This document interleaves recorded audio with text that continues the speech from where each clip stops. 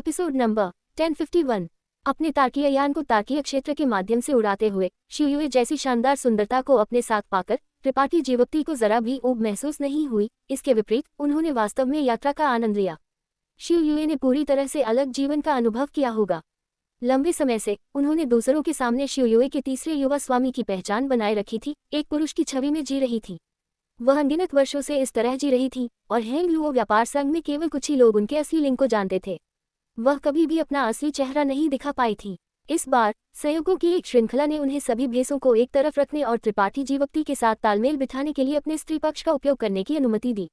आत्मा श्रृंखलाओं के कारण उन्हें त्रिपाठी जीवक्ति के प्रति बहुत अधिक सतर्कता नहीं थी। उन्हें लगा कि यह व्यक्ति बहुत दयालु और अंतरंग है, जैसे कि वह उनके जीवन का एक बहुत ही महत्वपूर्ण हिस्सा हो। शियुए बहुत अच्छे मूड में थी और उनका पहले से ही सुंदर चेहरा और भी दीप्तिमान हो गया था। उनका सुंदर चेहरा हमेशा एक मादक आकर्षण से भरा रहता था।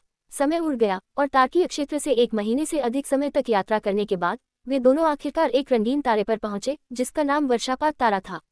त्रिपाठी जीवक्ति ने सोचा था कि इस तारे का ऐसा नाम इसकी हल्की फुल्की बारिश के कारण है, लेकिन जब तक उन्होंने इसे तारकीय क्षेत्र में नहीं देखा तब तक उन्हें यह एहसास नहीं हुआ कि वर्षापात तारा वह नहीं था जिसकी उन्होंने कल्पना की थी। ये तारा बहुत बड़ा नहीं था, जल चंद्रमा तारा के आकार का केवल 1/3, लेकिन यह जीवंत शक्ति से भरा हुआ था। पूरे तारे को ढंकने वाली रंगीन रोशनी ने इसे एक स्वप्निल चमक दी। पास के एक विशाल सूर्य तारा की चमक इस रंगीन रोशनी से अपवर्तित हो रही थी। इससे वर्षापात तारा और भी मोहक लग रहा था। शियुए की खूबसूरत आंखों में स्पष्ट रूप से एक आकर्षण का भाव दिखाई दिया, क्योंकि वह वर्षापात तारा को घूरते हुए अचंभित थी। यहाँ तक कि त्रिपाठी जीवक्ति भी इन तारों की सुंदरता पर अचंभित होने से खुद को नहीं रोक सके।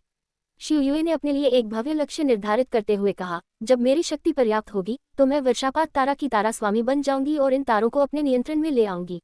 त्रिपाठी जीवक्ति मुस्कुराए, उनकी बातों को गंभीरता से नहीं लिया, ये सोचते हुए कि वो सिर्फ एक युवती की तरह व्यवहार कर रही हैं, तो आपको कड़ी मेहनत करनी पड़ेगी। कम से कम वर्तमान तारा स्वामी को हराने की क्षमता तो होनी ही चाहिए। शियुए की आंखें अचानक अर्धचंद्र की तरह पतली हो गई, क्योंकि उन्होंने अपना मुंह ढक लिया और खिलखिलाकर हंस पड़ी। वर्षापात तारा का कोई तारा स्वामी नहीं है। मैं जानती हूँ कि आप एक निम्न स्तरीय दुनिया से आए हैं, लेकिन जो आप नहीं जानते उसका दिखावा न करें। तारा स्वामी नहीं। त्रिपाठी जीवक्ति ने ये सुनकर अचंभित हो गए। कोई तारा स्वामी क्यों नहीं है? क्या आपके व्यापार संघ में उत्पत्ति राजा कोटि के स्वामी नहीं है? त्रिपाठी जीवक्ति जानते थे कि त्रिपाठी जीवक्ति के तारे के पास उत्पत्ति राजा कोटि के स्वामी थे, और यद्यपि इस स्तर पर बहुत से स्वामी नहीं थे, हर महान शक्ति, हर महान तारे के पास कम से कम 1 या 2 स्वामी होते थे। हेंग लुओ व्यापार संघ तारकीय क्षेत्र में एक प्रसिद्ध शक्ति थी। उनके लिए उत्पत्ति राजा कोटि के स्वामी का न होना असंभव था।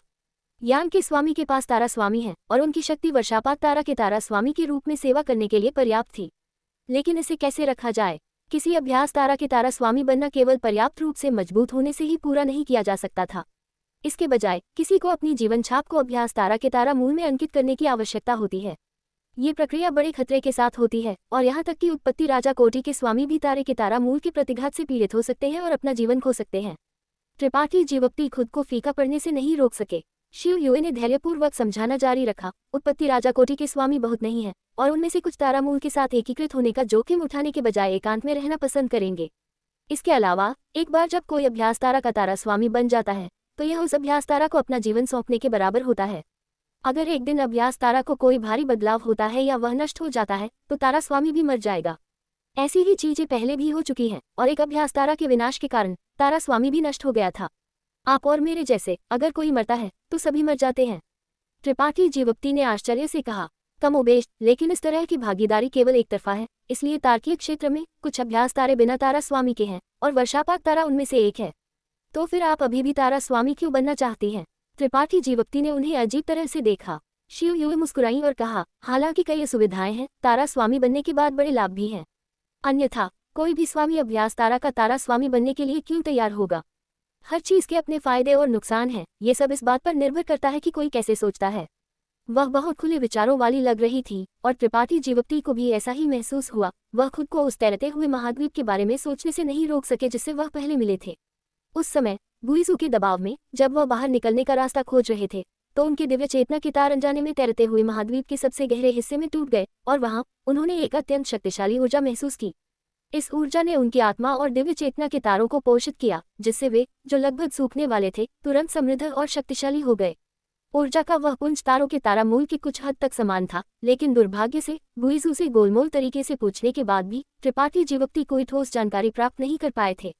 अब जब वह शिव युए से इस बारे में बात कर रहे थे तो त्रिपाठी जीवक्ति को स्पष्ट रूप से यकीन हो गया था कि वह तारों का तारा मूल ही था। क्या आप जानते हैं कि तारों के तारा मूल के साथ कैसे एकीकृत होते हैं? त्रिपाठी जीवक्ति ने पूछा। आप इसके बारे में क्यों पूछ रहे हैं? शिव युए ने आश्चर्य से उनकी ओर देखा। बस पूछ रहा हूँ, त्रिपाठी जीवक्ति ने कंधा उचकाते हुए बहुत अधिक परवाह न करने का नाटक किया। शिव युए की अभिव्यक्ति संदिग्ध थी, स्पष्ट रूप से उन पर विश्वास नहीं कर रही थी, लेकिन उन्होंने और कोई सवाल नहीं पूछा और इसके बजाय उन्हें कुछ जानकारी बताई जो वह जानती थी। उन्हें लगा कि भले ही वह कुछ न कहें, त्रिपाठी जीवक्ति एक दिन इन चीजों का पता लगा लेंगे, इसलिए उन्हें बताने में कोई फर्क नहीं पड़ता था। त्रिपाठी जीवक्ति ने अपने चेहरे पर एक शांत भाव बनाए रखते हुए गुप्त रूप से उनके शब्दों को याद कर लिया। भविष्य में जब उन्हें समय मिलेगा तो तैरते हुए महाद्वीप पर लौटने की तैयारी कर रहे थे ताकि पुष्टि हो सके कि उनका अनुमान सही था या नहीं। अगर ऊर्जा का वह पुंज वास्तव में तारों का तारा मूल था तो वह इसके साथ एकीकृत होने की कोशिश कर सकते थे।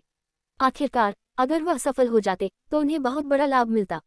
जैसे ही वे बोले, वे दोनों घने बादलों से गुजरे और वर्षापात तारा के ऊपर पहुंचे। चलो उस रास्ते चलते हैं। शिव युए ने सबसे समृद्ध विश्व शक्ति की आभा वाले क्षेत्र की ओर इशारा किया। हमारे व्यापार संघ की शाखा वहां स्थित है। त्रिपाठी जीवक्ति ने धीरे से सिर हिलाया और चुपचाप उन्हें अपनी पीठ पर लेकर उड़ गए। कुछ घंटों बाद एक के बाद एक रोलिंग पहाड़ जोड़ी की आंखों के सामने दिखाई दिए। इन पहाड़ों के बीच अनगिनत महल चुपचाप खड़े थे। पर्वत श्रृंखला के केंद्र में एक बड़ा चौक था। चौक में संसाधन पहुंचाने के लिए तारकीय यान उड़ रहे थे और बाहर आ रहे थे। इनमें से अधिकांश तारकीय जहाजों पर हेंग लुओ व्यापार संघ का लोगो अंकित था, लेकिन कुछ अन्य महान शक्तियों के थे जो यहाँ सामान खरीदने आए थे। त्रिपाठी जीवक्ति को इस पर कोई आश्चर्य नहीं हुआ और उन्होंने शिव युए के निर्देशों का पालन करते हुए पहाड़ों के माध्यम से उड़ान भरी। शिव युए पहले यहाँ आ चुकी थी और इलाके से काफी परिचित थी। उनके मार्गदर्शन का पालन करते हुए वे दोनों जल्द ही एक बड़े हॉल के सामने पहुंचे। शिव युए फुर्ती से अपने तारकीय यान से कूद गई, त्रिपाठी जीवक्ति को इशारा किया और सीधे हॉल में चली गई। हॉल के प्रवेश द्वार पर पहरेदार के रूप में कपड़े पहने कई मार्शल कलाकार थे। उन्होंने शानदार कवच पहने थे और अपने हाथों में चांदी के भाले पकड़े थे। उनके भाव गंभीर थे। जब उन्होंने शिव युए को देखा तो इन पहरेदारों की आंखें स्पष्ट रूप से चमक उठी। वे सभी अनजाने में अपनी छाती फुलाए हुए थे और परिपक्व और भरोसेमंद व्यवहार कर रहे थे। शिव युए का मुंह एक मुस्कुराहट में मुड़ गया। इस दृश्य से वह बहुत संतुष्ट लग रही थी। उन्हें पहले कभी अपने स्त्री पक्ष से अजीब पुरुषों को जीतने का अवसर नहीं मिला था, इसलिए इन पहरेदारों के प्रदर्शन ने उनके अहंकार को बहुत संतुष्ट किया। श्रीमती जी, कृपया रुकिए, आपको क्या काम है? पहरेदारों में से एक आगे बढ़ा और शिव युए का रास्ता रोकते हुए एक व्यावसायिक रूप धारण कर लिया। मैं शाखा अध्यक्ष हालिका से मिलना चाहती हूँ। शिव युए ने अपना नाजुक जैद हाथ पलटा और एक टोकन निकाला। पहरेदार ने इसे एक पल के लिए घूरने के बाद उसकी अभिव्यक्ति गंभीर हो गई क्योंकि उसने कहा, तो आप ग्रहतारा से स्वामी हैं। जिस क्षण उसने ये टोकन देखा, उसने शिव युए को जिस तरह से संबोधित किया वो तुरंत बदल गया। अब वह जानबूझकर या अनजाने में अपनी मर्दानगी दिखाने की हिम्मत नहीं कर रहा था क्योंकि यह टोकन हेंग लुओ व्यापार संघ का उच्चतम स्तर का टोकन था, कुछ ऐसा जो केवल ग्रहतारा के माननीय स्वामी ही रखने के योग्य थे। ये दर्जा ऐसा नहीं था जिसे उनके जैसा एक छोटा पहरेदार हासिल करने की उम्मीद कर सकता था। शाखा अध्यक्ष हालिका लंबे समय से प्रतीक्षा कर रहे हैं, कृपया अंदर आइए स्वामी। पहरेदार जल्दी से एक तरफ हट गया और रास्ता दिया। शिव युए ने संतुष्टि से सिर हिलाया और त्रिपाठी जीवक्ति को इशारा किया और फिर साथ में अंदर चली गई। कई पहरेदारों की अभिव्यक्ति पहले की तरह ही गंभीर थी, जिसमें शिव युए के लिए सम्मान का एक निशान था, लेकिन साथ ही उनकी आंखों में कुछ संदेह भी था। उन्हें नहीं पता था कि त्रिपाठी जीवक्ति इस महिला स्वामी के पीछे क्यों चल रहे थे। इस छोटे से बच्चे की खेती लगभग उनके जितनी ही थी, इसलिए स्पष्ट रूप से वह केवल एक पहरेदार हो सकता था, लेकिन इस स्वामी का उनके प्रति रवैया काफी सहज लग रहा था। इस छोटे से बच्चे की किस्मत कितनी अच्छी थी, उसे ऐसी स्वामी के पीछे चलने का ऐसा सौभाग्य कैसे मिल सकता था। कई पहरेदार अपने दिल में कोसने लगे। उन्होंने त्रिपाठी जीवक्ति और शिव युए को एक ही तारकीय यान पर एक साथ आते देखा था, जो इतने अंतरंग लग रहे थे कि वे खुद को उनकी जगह लेने की इच्छा से नहीं रोक सके। हॉल के अंदर त्रिपाठी जीवक्ति और शिव युए अभी अंदर गए थे जब उन्होंने दूसरी तरफ से गुस्से में डांटने की आवाजें सुनी। थोड़ी देर बाद कई कृषक बाहर भागे, हर एक पिछले वाले से अधिक परेशान लग रहा था। शिव युए ने अपने होंठ सिकोड़े और मुस्कुराई, इससे पहले कि धीरे से समझाती, यहाँ के शाखा अध्यक्ष का स्वभाव बहुत अच्छा नहीं है। वह अक्सर अपने अधीनस्थों को पीटते और डांटते हैं, इसलिए उनकी लोकप्रियता बहुत खराब है। कोई बकवास मत करना ताकि वो परेशानी न पैदा करे। मुझे पता है, मैं कुछ नहीं कहूंगा। त्रिपाठी जीवक्ति ने सिर हिलाया। इस बार वर्षापात तारा आने का मुख्य कारण शिव युए के साथ देना था। वह विशिष्ट कारण नहीं जानते थे और हस्तक्षेप करने के लिए तैयार नहीं थे। आप कौन हैं? क्या आप नहीं जानते कि लोगों की पीठ पीछे बात करना अच्छी आदत नहीं है? अंदर से एक ठंडी फुफकार आई, स्पष्ट रूप से बहुत नाखुश। शिव युए अपने पूरे स्वभाव को बदलते हुए अपनी जीभ बाहर निकालने से खुद को नहीं रोक सकी, क्योंकि वह अंदर कदम रखते हुए दृढ़ और निर्णायक बन गई। त्रिपाठी जीवक्ति भी उनके पीछे पीछे चले गए। अंदर एक बैंगनी रंग का चोगा पहने एक बूढ़ा व्यक्ति एक कुर्सी पर सीधा बैठा था, जो उनकी दिशा में ठंडी नजर से देख रहा था। उनकी अभिव्यक्ति शांत और गरिमापूर्ण थी, एक पर्वत की तरह। बस वहां बैठे हुए वह एक पर्वत शिखर की तरह थे। एक अदृश्य आभा और दबाव उनके शरीर से फैल रहा था। त्रिपाठी जीवप्ती ने केवल कुछ कदम उठाए थे जब उन्हें लगा कि उनके पैरों में 10,000 किलोग्राम बल भर गया है, जिससे उनके लिए हिलना मुश्किल हो गया है। शिव युई की फुर्तीली गति अचानक सुस्त हो गई थी। उनकी भौहें थोड़ी सिकुड़ गई क्योंकि उन्होंने अपने कोमल शरीर को हिलाने के लिए संघर्ष किया। शिव युई के अभी अभी बोले गए शब्दों के कारण शाखा अध्यक्ष हालिका स्पष्ट रूप से उन दोनों को पसंद नहीं करते थे और जानबूझकर उन्हें शर्मिंदा करना चाहते थे। Episode number 1052। हाल के अंदर त्रिपाठी जीवप्ती के लिए हिलना भी मुश्किल था। उन पर दबाव एक पहाड़ की तरह पड़ा हुआ था। उनके माथे से पसीना टपक रहा था और उनकी मांसपेशियां अनियंत्रित रूप से सिकुड़ रही थीं क्योंकि वह चारों दिशाओं से आने वाले दबाव का विरोध कर रहे थे, अपने दिल में चुपचाप शाप दे रहे थे। यह महिला शिव युई हमेशा से ही अलग थलग रही थी और किसी की हिम्मत नहीं होती थी कि वह उनके प्रति अशिष्ट हो। वह स्पष्ट रूप से नहीं जानती थी कि शब्दों से परेशानी पैदा करने का क्या मतलब है, जिससे त्रिपाठी जीवप्ती भी इसमें शामिल हो गए। हालिका द्वारा जानबूझकर छोड़ी गई आभा को महसूस करते हुए शिव युई की खूबसूरत आंखों में एक ठंडी रोशनी चमकी। उनकी कमर पर एक सैद लटकन चमकी और कई अजीब जानवरों को बुलाया। ये अजीब जानवर चुपचाप दहाड़े क्योंकि उन्होंने शिव युई के चारों ओर एक आत्मा रक्षा अवरोध बनाया, हालिका के हमलों के प्रभाव को अवरुद्ध कर दिया। लहरों की एक श्रृंखला फैल गई और कुछ टूटने की आवाज आई। शिव युई के मूल रूप से कठिन कदम अचानक शिथिल हो गए क्योंकि उन्होंने अपना सिर थोड़ा ऊपर उठाया और तेजी से आगे बढ़ी। यहाँ तक कि त्रिपाठी जीवप्ती, जो हिल नहीं पा रहे थे, अब उस दबाव में नहीं थे जिसका उन्होंने अभी अभी अनुभव किया था। ऐसा लग रहा था कि इन अजीब जानवरों द्वारा बनाए गए रक्षा अवरोध के तहत हालिका का बल तुरंत विघटित हो गया था। त्रिपाठी जीवप्ती अचानक सहज हो गए और शिव युई की पतली कमर पर नजर डालने से खुद को नहीं रोक सके, गुप्त रूप से यह सोचते हुए कि यह हेंगलुओ व्यापार संघ के अध्यक्ष की उत्तराधिकारी थी, इसलिए वह एक अत्यंत उच्च श्रेणी की कलाकृति पहने हुई थी। हालिका, जो अपनी कुर्सी पर बैठा था और ठंडी नजर से देख रहा था, खुद को उत्पत्ति कोटि की आत्मा प्रकार की कलाकृति पर हल्का भौं सिकुड़ने से नहीं रोक सका। जो दबाव वह जारी कर रहा था उसे वापस ले लिया क्योंकि उनके चेहरे पर थोड़ा आश्चर्यजनक भाव दिखाई दिया। हर कोई इतनी उच्च श्रेणी की आत्मा प्रकार की कलाकृति का अधिकारी नहीं हो सकता था। हालिका को तुरंत एहसास हुआ कि शिव युई की उत्पत्ति असाधारण थी, लेकिन इससे पहले कि वह उनकी पहचान और उद्देश्य का पता लगा पाता, वह फिर से जल्दबाजी में कार्य करने की हिम्मत नहीं कर सकता था। त्रिपाठी जीवप्ती पर फिर से नजर डालते हुए हालिका ने उन्हें अपने दिल में नहीं रखा, इसके बजाय शिव युई की ओर मुड़े और पूछा, इस लड़की का नाम क्या है? शिव युई मीठी मुस्कुराई और कहा, शिवे। त्रिपाठी जीवप्ती का मुंह अनजाने में सिकुड़ गया क्योंकि वह चुपचाप उनके पीछे खड़े हो गए, उनके अंगरक्षक होने का नाटक करते हुए। श्रीमती शिवे, हालिका ने धीरे से सिर हिलाया, तो आपको मुझसे क्या काम है? शिव युई ने जवाब नहीं दिया। उन्होंने पहले वाला टोकन निकाला और उसे सौंप दिया। हालिका ने इसे लिया। उनकी अभिव्यक्ति बहुत बदल गई क्योंकि वह अंततः अपनी कुर्सी से खड़े हो गए और अपने मुट्ठी को ऊपर उठाते हुए कहा, तो ये युवा स्वामी शिव युई के लोग हैं। युवा महिला शिवे, कृपया इस बूढ़े व्यक्ति की आंखों को अभी देखने में विफल रहने के लिए क्षमा करें, कृपया उन्हें क्षमा करें। ये कहकर उन्होंने आदरपूर्वक टोकन त्रिपाठी जीवप्ती को वापस सौंप दिया। आप बहुत विनम्र हैं, शाखा अध्यक्ष। बर्फ चंद्रमा ने उपहार स्वीकार कर लिया, चारों ओर देखा और फिर एक कुर्सी पर चली गई और बैठ गई। हालिका एक उलझन भरी अभिव्यक्ति के साथ जगह पर खड़े हो गए। एक पल के लिए झिझके इससे पहले कि पूछते, बहन शिवे, युवा स्वामी शिव युई कब आएंगे? वह नहीं आ पाएंगे, शिव युई ने मुस्कान के साथ कहा। उनके पास कुछ चीजें हैं जिनसे निपटना है, इसलिए वह फिलहाल नहीं जा सकते। युवा स्वामी शिव युई नहीं आ सकते। हालिका एक पल के लिए जम गया, इससे पहले कि झिझकता तो यह मामला। उन्होंने कहा कि मैं यहाँ सब कुछ संभालूंगी। शाखा नेता को केवल मेरे साथ सहयोग करने की आवश्यकता है, शिव युई ने एक हावी और अधिकार भरे तरीके से कहा। आप संभालेंगी? हालिका खुद को भौं सिकुड़ने से नहीं रोक सका। शिव युई को कुछ अविश्वास के साथ देखते हुए, ये बूढ़ा व्यक्ति जिज्ञासु हो रहा है, बहन शिवे, युवा स्वामी शिव युई से आपका क्या संबंध है? शिव युई मुस्कुराई और नखरे के साथ कहा, उन्होंने मुझे इतना महत्वपूर्ण मामला सौंपा, आप क्या सोचते हैं कि मैं उनके लिए कौन हूँ? हालिका खुद को समझने की नजर दिखाने से नहीं रोक सका। उनकी अभिव्यक्ति अचानक अस्पष्ट हो गई क्योंकि उन्होंने शिव युई को घूर दिया। वह अपने दिल में आहें भरने से खुद को नहीं रोक सका, ये सोचते हुए कि युवा स्वामी शिव युई आखिरकार एक साधारण आदमी की तरह बन गए थे और एक महिला के प्रति आकर्षित हो गए थे। उन्होंने पहले कभी नहीं सुना था कि युवा स्वामी शिव युई को किसी महिला में दिलचस्पी थी। भले ही वह एक महिला थी जिसकी सुंदरता एक राष्ट्र के पतन का कारण बन सकती थी, वह उसे कुछ और नजरें नहीं बख्शते।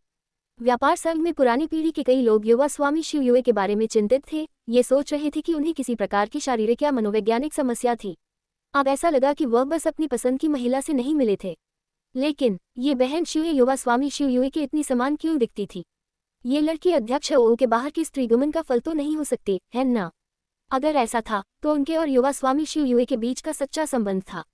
हालिका के दिमाग में हर तरह के विचार कौंध गए, जिससे वह कांप गया। उसकी अभिव्यक्ति अधिक से अधिक अजीब होती जा रही थी। बहन शियुए, प्राचीन के बारे में। हालिका उन्हें मामले की प्रगति पर एक विस्तृत रिपोर्ट देने वाला था, लेकिन शियुए ने उसे बाधित कर दिया। हम कल इसके बारे में बात करेंगे। मैं अभी अभी यहाँ आई हूँ और थक गई हूँ, इसलिए मैं रात के लिए आराम करूंगी। कल इस मामले से निपटना बहुत देर नहीं होगी। हालिका ने एक पल के लिए इसके बारे में सोचा, इससे पहले कि सिर हिलाता। बहुत अच्छा, मैं किसी को बहन शियुए को आराम करने के लिए भेजने के लिए कहूंगा। ऐसा कहकर हालिका ने आवाज लगाई और थोड़ी देर बाद दरवाजे के बाहर के पहरेदार अंदर आए और हालिका ने उन्हें कुछ निर्देश दिए, इससे पहले कि चुकता और शियुए को बाहर निकालता। त्रिपाठी जीवक्ति चुप रहे क्योंकि वह शियुए के पीछे चल रहे थे। उनके चेहरे पर एक विचारशील नजर थी। हालांकि हालिका ने अभी अभी बात पूरी नहीं की थी, लेकिन उन्होंने प्राचीन शब्द सुना था, जिसने उन्हें थोड़ा उत्सुक बना दिया था। उन्हें नहीं पता था कि इस अभ्यास तारा पर क्या हुआ था, जिसमें प्राचीन युग शामिल था और जिसके लिए शियुए को व्यक्तिगत रूप से यहाँ आना पड़ा था इससे निपटने के लिए। हालांकि चाहे वह कुछ भी हो, यह कोई तुच्छ मामला नहीं हो सकता था। शियुए ने हालिका को जारी रखने नहीं दिया। स्पष्ट रूप से नहीं चाहती थी कि त्रिपाठी जीवक्ति इस रहस्य को सुने। वह त्रिपाठी जीवक्ति के साथ एक परिचितता महसूस कर रही थी, लेकिन अंत में ये व्यापार संघ के रहस्य थे और उन्हें इच्छा पर प्रकट नहीं किया जा सकता था। त्रिपाठी जीवक्ति इस सब से अच्छी तरह वाकिफ थे, लेकिन उन्होंने इसे इंगित नहीं किया। पहाड़ श्रृंखला के माध्यम से पहरेदार का पीछा करते हुए उन्हें एक सुंदर जगह पर आने में देर नहीं लगी। ये जगह शाखा के शोरगुल वाले केंद्र से दूर थी, जिससे यह आराम करने के लिए एक अच्छी जगह बन गई थी। ये एक स्वतंत्र मचान था, उत्तम लेकिन भव्यता की कमी नहीं थी। मचान के बाहर बहते पानी पर एक छोटा पुल था और नहाने के लिए एक प्राकृतिक गर्म झरना था। जब शियुए यहाँ पहुंची तो उनकी आंखें चमक उठी, जैसे कि उन्हें अचानक याद आया कि उन्होंने लंबे समय से स्नान नहीं किया था। पिछले कुछ महीनों में वह और त्रिपाठी जीवक्ति तारकीय क्षेत्र के माध्यम से उड़ रहे थे, धूल से ढके मृत तारों पर छिपे हुए थे। भले ही उन दोनों की अच्छी खेती थी, फिर भी वे धूल से ढके हुए थे। इस प्राकृतिक गर्म झरने को देखकर शियुए का कोमल शरीर खुद को थोड़ा खुजली महसूस करने से नहीं रोक सका। पहरेदार के जाने के बाद शियुए मचान के चारों ओर घूम गई, अपने हथेलियों को एक साथ रगड़ते हुए मुस्कुराई। ये हालिका वास्तव में जानता है कि चीजों को कैसे संभालना है। मेरे लिए इतनी अच्छी जगह की व्यवस्था करना, मैंने पहले नहीं सोचा था कि वह इतना चतुर था। त्रिपाठी जीवक्ति ने अपने होंठ सिकुड़े। अगर आप इस उपस्थिति में रहना जारी रखती हैं, तो आपको कई चीजें पता चलेंगी जो आप पहले नहीं कर सकती थी। ये सुनकर शियुए ने इसके बारे में गंभीरता से सोचा और सहमति व्यक्त की। आप सही हैं, एक पहचान, एक जीवन, ये वास्तव में अद्भुत है। लेकिन दुर्भाग्य से मैं हमेशा इस उपस्थिति में नहीं रह सकती। एक बार जब मैं यहाँ अपना काम पूरा कर लेती हूँ, तो मैं जल चंद्रमा तारा पर वापस जाऊंगी और युवा स्वामी शियुए के रूप में अपनी पहचान बहाल करूंगी। जब तक वह उस महान स्वामी को ढूंढ सकती थी जिसने इस कलाकृति को परिष्कृत किया था और शियुए को एक कलाकृति को परिष्कृत करने में मदद कर सकती थी जो उनकी पहचान को छिपा सकती थी, वह अपने पिछले जीवन में वापस लौटने में सक्षम होंगी। बस बहुत हो गया। शियुए अचानक थोड़ी हतोत्साहित लग रही थी। सुरुचिपूर्ण ढंग से घूमते हुए, मैं स्नान करने जा रही हूँ और इस यात्रा की धूल को धो डालूंगी। आपको झांकने की अनुमति नहीं है अगर मुझे पता चला कि आप कुछ षड्यंत्र रच रहे हैं। ऐसा कहकर शियुए ने अपनी मुट्ठी भींची और उन्हें त्रिपाठी जीवक्ति पर जोर से लहराया, इससे पहले कि बाहर प्राकृतिक गर्म झरने की ओर चलती। गर्म झरने पर पहुंचकर शियुए धीरे से कपड़े उतार दिए, जबकि गुप्त रूप से त्रिपाठी जीवक्ति के आंदोलनों पर नजर रख रही थी। इस अवधि के दौरान उनके अवलोकन के अनुसार उन्होंने पाया कि त्रिपाठी जीवक्ति एक ईमानदार व्यक्ति नहीं थे। वह निश्चित रूप से चुपके से दूसरों पर झांकने जैसी चीजें करने में सक्षम थे। इस प्रकार उन्होंने उसे पहले से चेतावनी देने का फैसला किया। हालांकि उनके आश्चर्य के लिए उनके नर्म और सुडौल शरीर को भाप से भरे गर्म झरने के पानी में डूबने के बाद भी त्रिपाठी जीवक्ति बिल्कुल भी नहीं हिले। ऐसा लग रहा था कि वह जगह पर बिना हिले खड़े थे। शियुए थोड़ी आश्चर्यचकित थी, ये सोचते हुए कि उन्होंने त्रिपाठी जीवक्ति को गलत समझा था और उनके उपनाम को गलत समझा था, ये सोचते हुए कि वह वास्तव में एक ईमानदार आदमी थे। ठीक उसी तरह जैसे वह ये सोच रही थी, त्रिपाठी जीवक्ति की आकृति अचानक गर्म झरने के ऊपर दिखाई दी और तुरंत सीधे नीचे गिर गई। इससे पहले कि वह गर्म झरने में प्रवेश करते, उन्होंने पहले ही अपने सारे कपड़े उतार दिए थे। पोटोंग, गर्म झरने का पानी हर जगह फैल गया और पहले से ही धुंधला गर्म झरना और भी धुंधला हो गया, जिससे कुछ भी देखना असंभव हो गया। त्रिपाठी जीवक्ति, शियुए ने अपने दांत भींच लिए और हत्यारी तरीके से चिल्लाई। त्रिपाठी जीवक्ति गर्म झरने की दूसरी तरफ पत्थर की दीवार के खिलाफ झुक गए और लापरवाही से कहा, मैं भी इस यात्रा की धूल धोना चाहता हूँ और मैंने झांका नहीं। उन्होंने शियुए की दिशा में देखा। शियुए बेहद परेशान थी, इस बेशर्म शरारती व्यक्ति को कोसते हुए, क्योंकि उन्होंने खुद को गर्म झरने के पानी में डुबो दिया था। उनका संपूर्ण शरीर सफेद धुंध में एक बेहोश सात रंग की चमक में ढका हुआ था, जिससे किसी के लिए भी उन्हें स्पष्ट रूप से देखना असंभव हो गया था, लेकिन इससे केवल उनके दिल को और अधिक खुजली महसूस हुई। वे खुद को करीब आने और ये देखने की इच्छा से नहीं रोक सके कि धुंध और प्रकाश में उनका शरीर कितना सुंदर छिपा हुआ था। आप और मैं अंतरंग होने से केवल एक कदम दूर हैं, एक साथ स्नान करने में शर्मिंदा होने की क्या बात है? त्रिपाठी जीवप्ती ने तिरस्कारपूर्वक थूका, ये समझने में असमर्थ थे कि यह महिला क्या सोच रही थी। यह मत कहो, शिवयुए ने चिल्लाया, एक पानी का तीर दूसरी ओर मारा, लेकिन त्रिपाठी जीवप्ती का सिर चौंक गया। अगर तुम फिर से बकवास करते हो तो मैं तुम्हारा मुंह फाड़ दूंगी। मैं बकवास नहीं कर रहा हूँ, मैं सच कह रहा हूँ। त्रिपाठी जीवप्ती अजीब तरह से मुस्कुराए। शिवयुए ने जवाब नहीं दिया, केवल बुलबुले उड़ने की आवाज सुनी जा सकती थी। त्रिपाठी जीवप्ती ने अब उसे भड़काने की कोशिश नहीं की और बस गर्म झरने की गर्मी का आनंद लिया। थोड़ी देर बाद शिवयुए ने अचानक कहा, कल मैं शाखा अध्यक्ष हालिका के साथ कुछ मामलों से निपटने के लिए बाहर जा रही हूँ, इसलिए मैं आपको अपने साथ नहीं ले जा पाऊंगी। मुझे पता है आपकी शक्ति बहुत कम है, इसलिए अगर आप जाते हैं तो आप खतरे में पड़ सकते हैं, इसलिए आपको मुझे समझाने की जरूरत नहीं है। त्रिपाठी जीवप्ती ने सिर हिलाया, मैं अपनी सीमाओं को जानता हूँ और उन रहस्यों के बारे में पूछताछ नहीं करूंगा जो मुझे नहीं जानने चाहिए। कुछ चीजें कोई जितना कम जानता है उतना ही सुरक्षित रहता है। जब तक आप समझते हैं। शिवयुए धीरे से मुस्कुराई, मैं आराम करने जा रहा हूँ। त्रिपाठी जीवप्ती खड़े हो गए, खुद को सुखाने के लिए अपनी संशक्ति का संचार किया, कुछ कपड़े पहने और मचान की ओर चले गए। धुंध के माध्यम से त्रिपाठी जीवप्ती की पीठ को देखते हुए शिवयुए खुद को त्रिपाठी जीवप्ती को सब कुछ बताने की प्रेरणा महसूस करने से नहीं रोक सकी। इससे उनका खूबसूरत चेहरा पीला पड़ गया क्योंकि उन्हें लगा कि आत्मा श्रृंखलाओं का उन पर प्रभाव अधिक से अधिक गंभीर होता जा रहा था। Episode number 1053। अगले दिन सुबह सुबह पहाड़ी श्रृंखला के पीछे से सूरज की पहली किरण निकली। जैसे ही सूरज की रोशनी पहाड़ी श्रृंखला से गुजरी, ऐसा लगा कि वह अनंत रूप से बढ़ गई है। हालांकि ये केवल एक किरण थी, ये सोने की तरह चकाचौंध कर रही थी। इस सुबह की रोशनी में नहाया हुआ सुंदर पहाड़ी श्रृंखला एक चकाचौंध भरी सुनहरी रोशनी के साथ चमक उठी जो भक्ति को प्रेरित करती थी। अनगिनत कृषकों ने गंभीर भावों के साथ पहाड़ी चोटी की ओर देखा। एक विस्मयकारी आभा विशाल पर्वत से उमड़ रही थी, जिससे लहरदार पहाड़ी श्रृंखला जमीन पर रेंगते हुए एक दिव्य ड्रैगन की तरह दिख रही थी। मचान की दूसरी मंजिल पर त्रिपाठी जीवप्ती ने ध्यान से अपनी आंखें खोली और अपनी दिव्य चेतना को मुक्त किया। जल्दी से पता चला कि शिवयुए अब यहाँ नहीं थी। इसके बजाय बाहर एक और अजीब जीवन आभा प्रतीक्षा कर रही थी। त्रिपाठी जीवप्ती ने बाहर देखने के लिए अपना सिर घुमाया और पाया कि यह एक पहरेदार के रूप में कपड़े पहने हुए एक कृषक था। इस कृषक के शरीर से आने वाले खेती के उतार चढ़ाव उनके अपने से थोड़े अधिक थे, इसलिए उन्हें एक तृतीय कोटि संत होना चाहिए। यह आदमी वहां ऊब में खड़ा था, थोड़ा अधीर और नाखुश लग रहा था, जैसे कि उसे एक ऐसा काम दिया गया था जो उसे पसंद नहीं था। एक पल के लिए इसके बारे में सोचते हुए त्रिपाठी जीवप्ती दूसरी मंजिल से नीचे कूद गए और आदमी के सामने उतरे। लापरवाही से पूछ रहे थे, मित्र, क्या आपको कुछ चाहिए? आदमी ने हलचल सुनी और मुड़ गया, अनिच्छा से अपनी मुट्ठी को ऊपर उठाते हुए, और पूछा, क्या आप स्वामी शिव के अंगरक्षक हैं? हाँ, त्रिपाठी जीवप्ती ने धीरे से सिर हिलाया। स्वामी शिव ने कहा कि आज वह कुछ मामलों से निपटने के लिए हालिका के साथ काम करेगी और कुछ समय लग सकता है। उन्होंने कहा कि आप इस जगह से अपरिचित हैं और मुझे आपका मनोरंजन करने के लिए कहा है। मेरा मनोरंजन? त्रिपाठी जीवप्ती ने अपनी भौं उठाए। हमारे वर्षापात तारा में मस्ती करने के लिए कई जगहें हैं। मैं आपसे वादा करता हूँ कि मैं आपको निराश नहीं करूंगा। जैसे ही वह बोला, उसने त्रिपाठी जीवप्ती को ऊपर से नीचे देखा। वास्तव में ये समझने में असमर्थ था कि यह युवक शिव का अंगरक्षक क्यों था। वह अपने स्वामी की रक्षा के लिए उनके पास क्यों नहीं रहा? इसके बजाय उसने सुंदर स्वामी शिव को अपनी भावनाओं का ख्याल रखने के लिए कहा। क्यों? अगर सभी अंगरक्षकों को ऐसा व्यवहार मिल सकता था तो ये बहुत भाग्यशाली होता। वह भी एक अंगरक्षक था, लेकिन उसने पहले कभी ऐसी अच्छी बात का सामना नहीं किया था।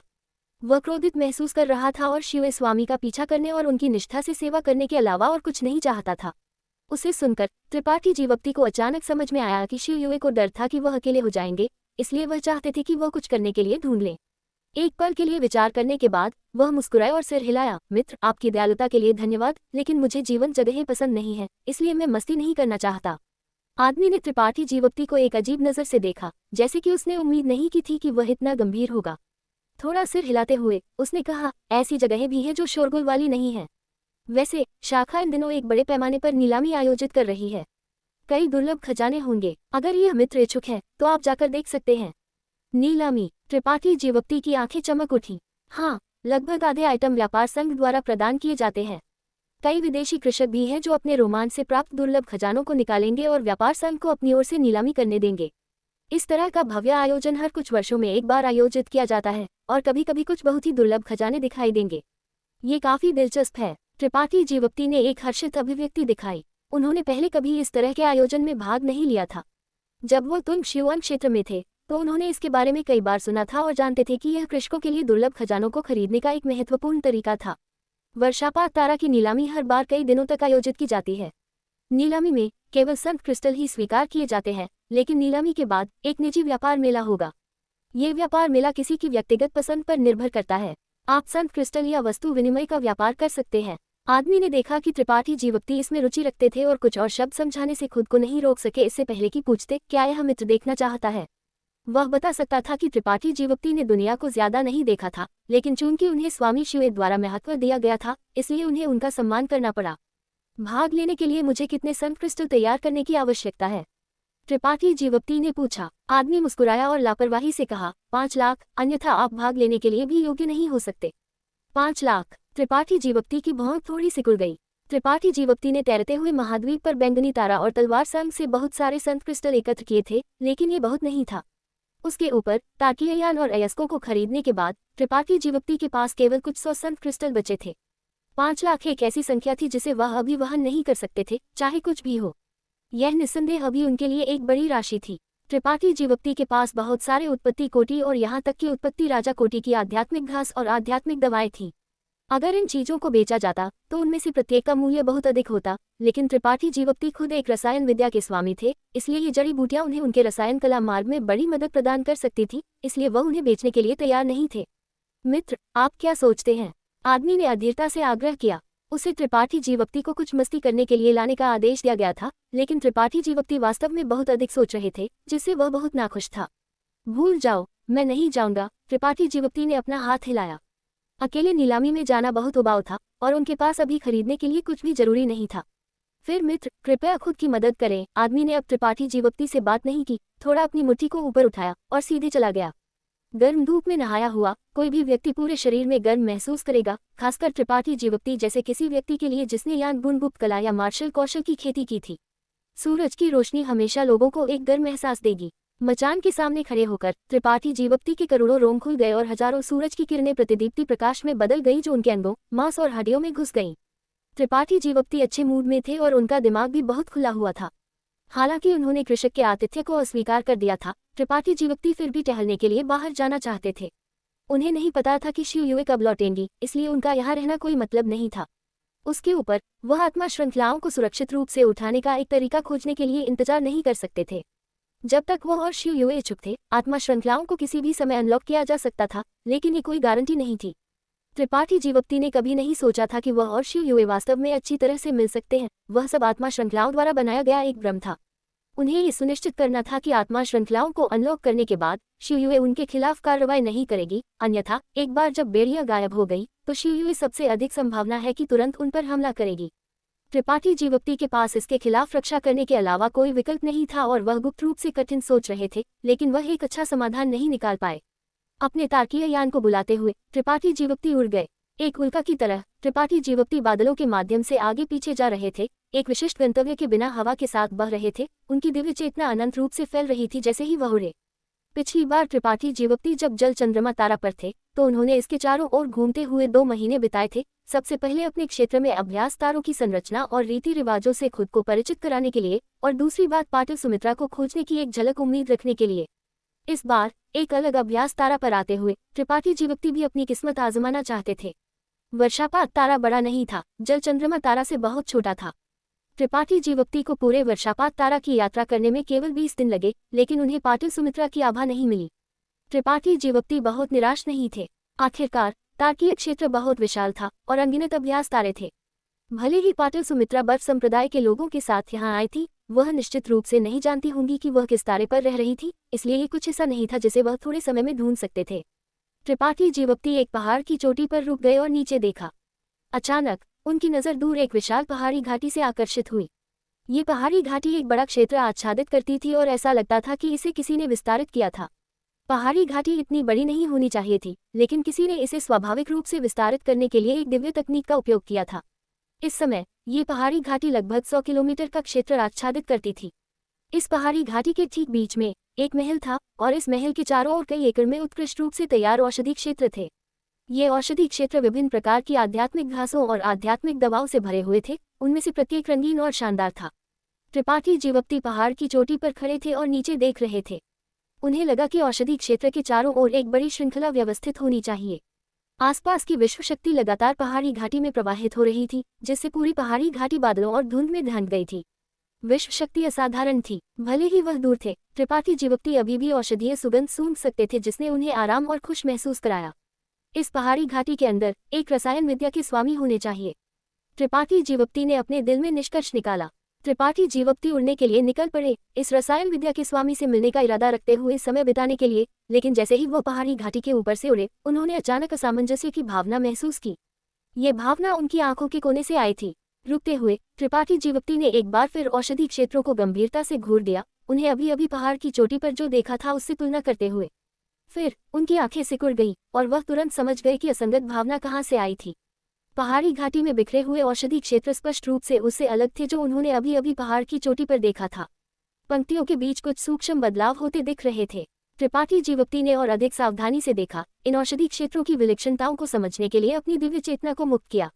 जल्द ही त्रिपाठी जीवोक्ति को यह जानकर आश्चर्य हुआ कि इन औषधि क्षेत्रों के नीचे एक बहुत ही खास बल बह रहा था, एक ऐसा जो कुछ सिद्धांतों के अनुरूप लगता था, जिससे वह चौंक गए। ये वह अजीब बल था जिसने जड़ी बूटी क्षेत्रों के बीच की दूरी को बदल दिया, जिससे प्रत्येक जड़ी बूटी क्षेत्र एक जटिल पैटर्न के अनुसार अपनी संरचना बदलता रहा। जैसे ही जड़ी बूटी क्षेत्रों की संरचना बदल गई, विश्व शक्ति जो जड़ी बूटी क्षेत्रों में प्रवाहित हुई, ऐसा लगा कि आध्यात्मिक घासों और आध्यात्मिक जड़ी बूटियों द्वारा अधिक आसानी से अवशोषित हो गई, जिससे आध्यात्मिक घासों और आध्यात्मिक जड़ी बूटियों को समृद्ध होने का कारण मिला। त्रिपाठी जीवोक्ति का शरीर हिल गया क्योंकि उनका ध्यान इन उत्कृष्ट और असाधारण औषधि क्षेत्रों की ओर आकर्षित हुआ था। हवा के बीच में रुककर उन्होंने इन औषधि क्षेत्रों में से एक के छिपे हुए रहस्यों को समझने के लिए अपनी दिव्य चेतना को मुक्त किया। महल के अंदर एक छोटा, पागल दिखने वाला बूढ़ा आदमी था। ये बूढ़ा आदमी बड़ी और छोटी गोली भट्टी की एक श्रृंखला के सामने व्यस्त था, जिनमें से प्रत्येक में विभिन्न जड़ी बूटियों का मिश्रण भरा हुआ था। ये बूढ़ा आदमी जवान नहीं था और उसके बाल और दाढ़ी सब सफेद थे। जाहिर है वर्षों की थकान के कारण उसकी आंखें धसी हुई थी और उसकी त्वचा झुर्रीदार थी। उसके शरीर पर ज्यादा मांस नहीं था, केवल उसकी आंखें उत्साह से भरी हुई थीं। उसका लगभग सारा ध्यान विभिन्न आकारों की दर्जनों गोली भट्टियों के लिए समर्पित था, लगातार अपने अंतरिक्ष वलय से दुर्लभ जड़ी बूटियों को बाहर भेज रहा था और गोली भट्टियों में डाल रहा था।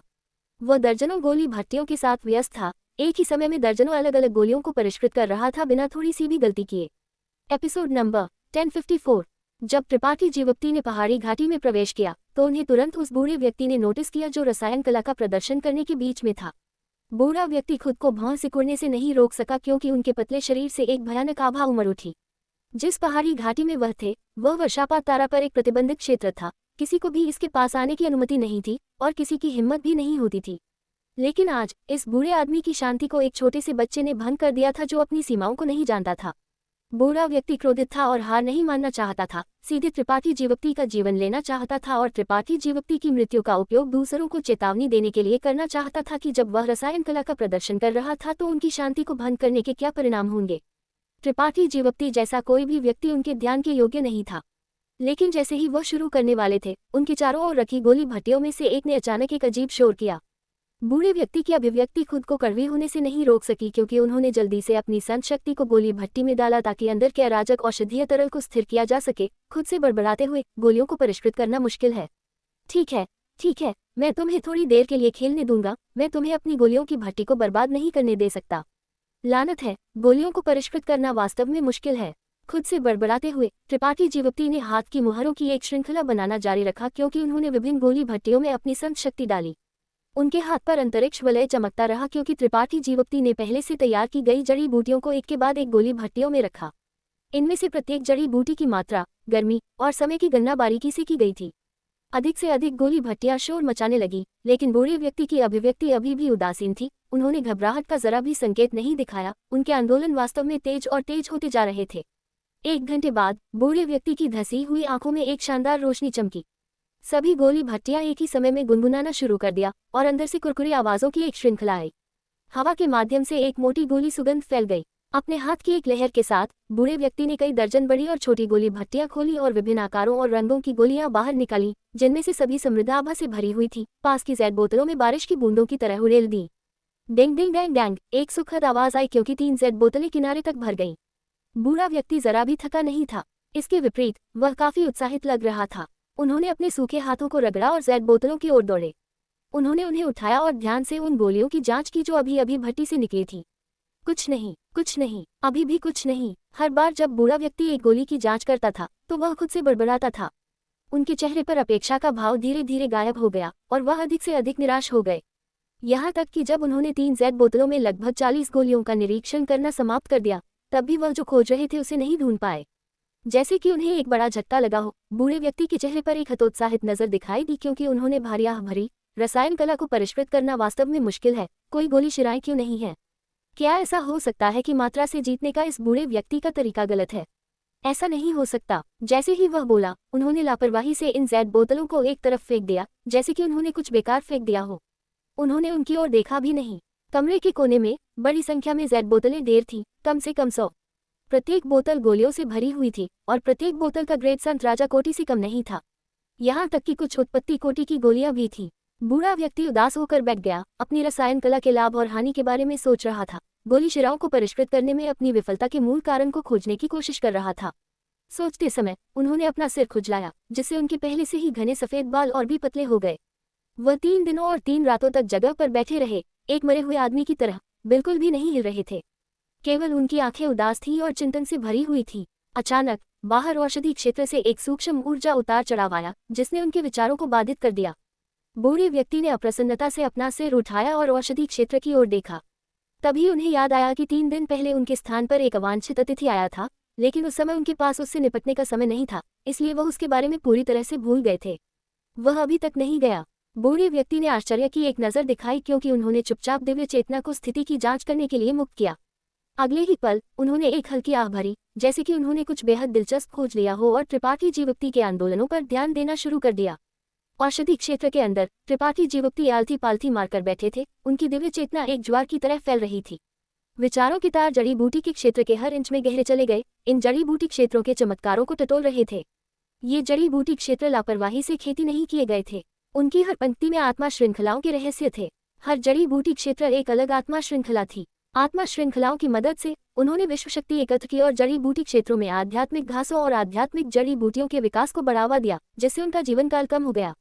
अगर यहाँ 50 साल तक एक ही जड़ी बूटी लगाई जाती थी, तो उसकी औषधीय आयु 100 साल या उससे अधिक होगी।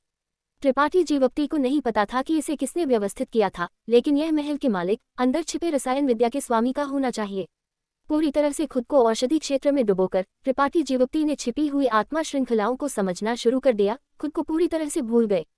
त्रिपाठी जीवोक्ति ने सच्चे रसायन कला मार्ग से कई आत्मा श्रृंखलाएं सीखी थी, और तुंगशिवान क्षेत्र पर ये आत्मा श्रृंखलाएं रसायन कला में उनके लिए बड़ी मदद रही थी। हालांकि सच्चा रसायन कला मार्ग केवल तुंगशिवान क्षेत्र का एक उत्पाद था। तारा के क्षेत्र के अंदर तारा के क्षेत्र से संबंधित अद्वितीय आत्मा श्रृंखलाएं भी थीं। दोनों के अपने फायदे और नुकसान थे। त्रिपाठी जीवोक्ति ने औषधि क्षेत्र में छिपी हुई आत्मा श्रृंखलाओं का अध्ययन किया, जबकि उनकी तुलना उन लोगों से की जिनमें उन्होंने महारत हासिल की थी। गेहूं को भूसी से हटाना, फसल बहुत बड़ी थी। इस दृश्य को देखकर महल में बूढ़े व्यक्ति को अचानक समझ में आया कि त्रिपाठी जीवोक्ति क्या कर रहे थे। एक पल के लिए इसके बारे में सोचते हुए उन्होंने अपने दिल में हत्यारे इरादे को संयत किया और हंसते हुए कहा, ठीक है, तुम जैसा चाहो वैसा कर सकते हो। तुम एक आशाजनक प्रतिभा हो। उन्हें उन कठिनाइयों को याद किया जिनसे वह अतीत में रसायन कला सीखने के लिए गुजरे थे। विभिन्न आत्मा श्रृंखलाओं को सीखने के लिए उन्होंने प्रसिद्ध स्वामी से मिलने के लिए हजारों पहाड़ों और नदियों की यात्रा की थी। अक्सर उनका मजाक उड़ाया जाता था, दरवाजे पर अस्वीकार कर दिया जाता था और दरवाजे से बाहर निकाल दिया जाता था। यह एक आम घटना थी। वे उत्कृष्ट रसायन विद्या के स्वामी सभी आत्मा श्रृंखलाओं को खजानों के रूप में मानते थे, जिनमें उन्होंने महारत हासिल की थी और उन्हें आसानी से बाहरी लोगों को नहीं सिखाते थे। यहाँ तक कि अगर वे अपने स्वयं के शिक्षुओं को सिखा रहे थे, तो उनमें से कई उन्हें सिखाने के लिए तैयार नहीं होंगे। त्रिपाठी जीवोक्ति जैसे किसी व्यक्ति को तो छोड़ ही दे जो यहाँ सीखने के लिए आया था। जब वह त्रिपाठी जीवोक्ति की उम्र के थे, तो वह भी रसायन कला के प्रति जुनूनी थे, रसायन कला मार्ग में अपना रास्ता चलने और दुनिया को प्रभावित करने की शपथ ले रहे थे। लेकिन अब उन्हें पता था कि वह गलत थे। रसायन कला दुनिया की उनके बारे में राय बदलने के लिए नहीं थी, यह उनकी आजीवन खोज थी।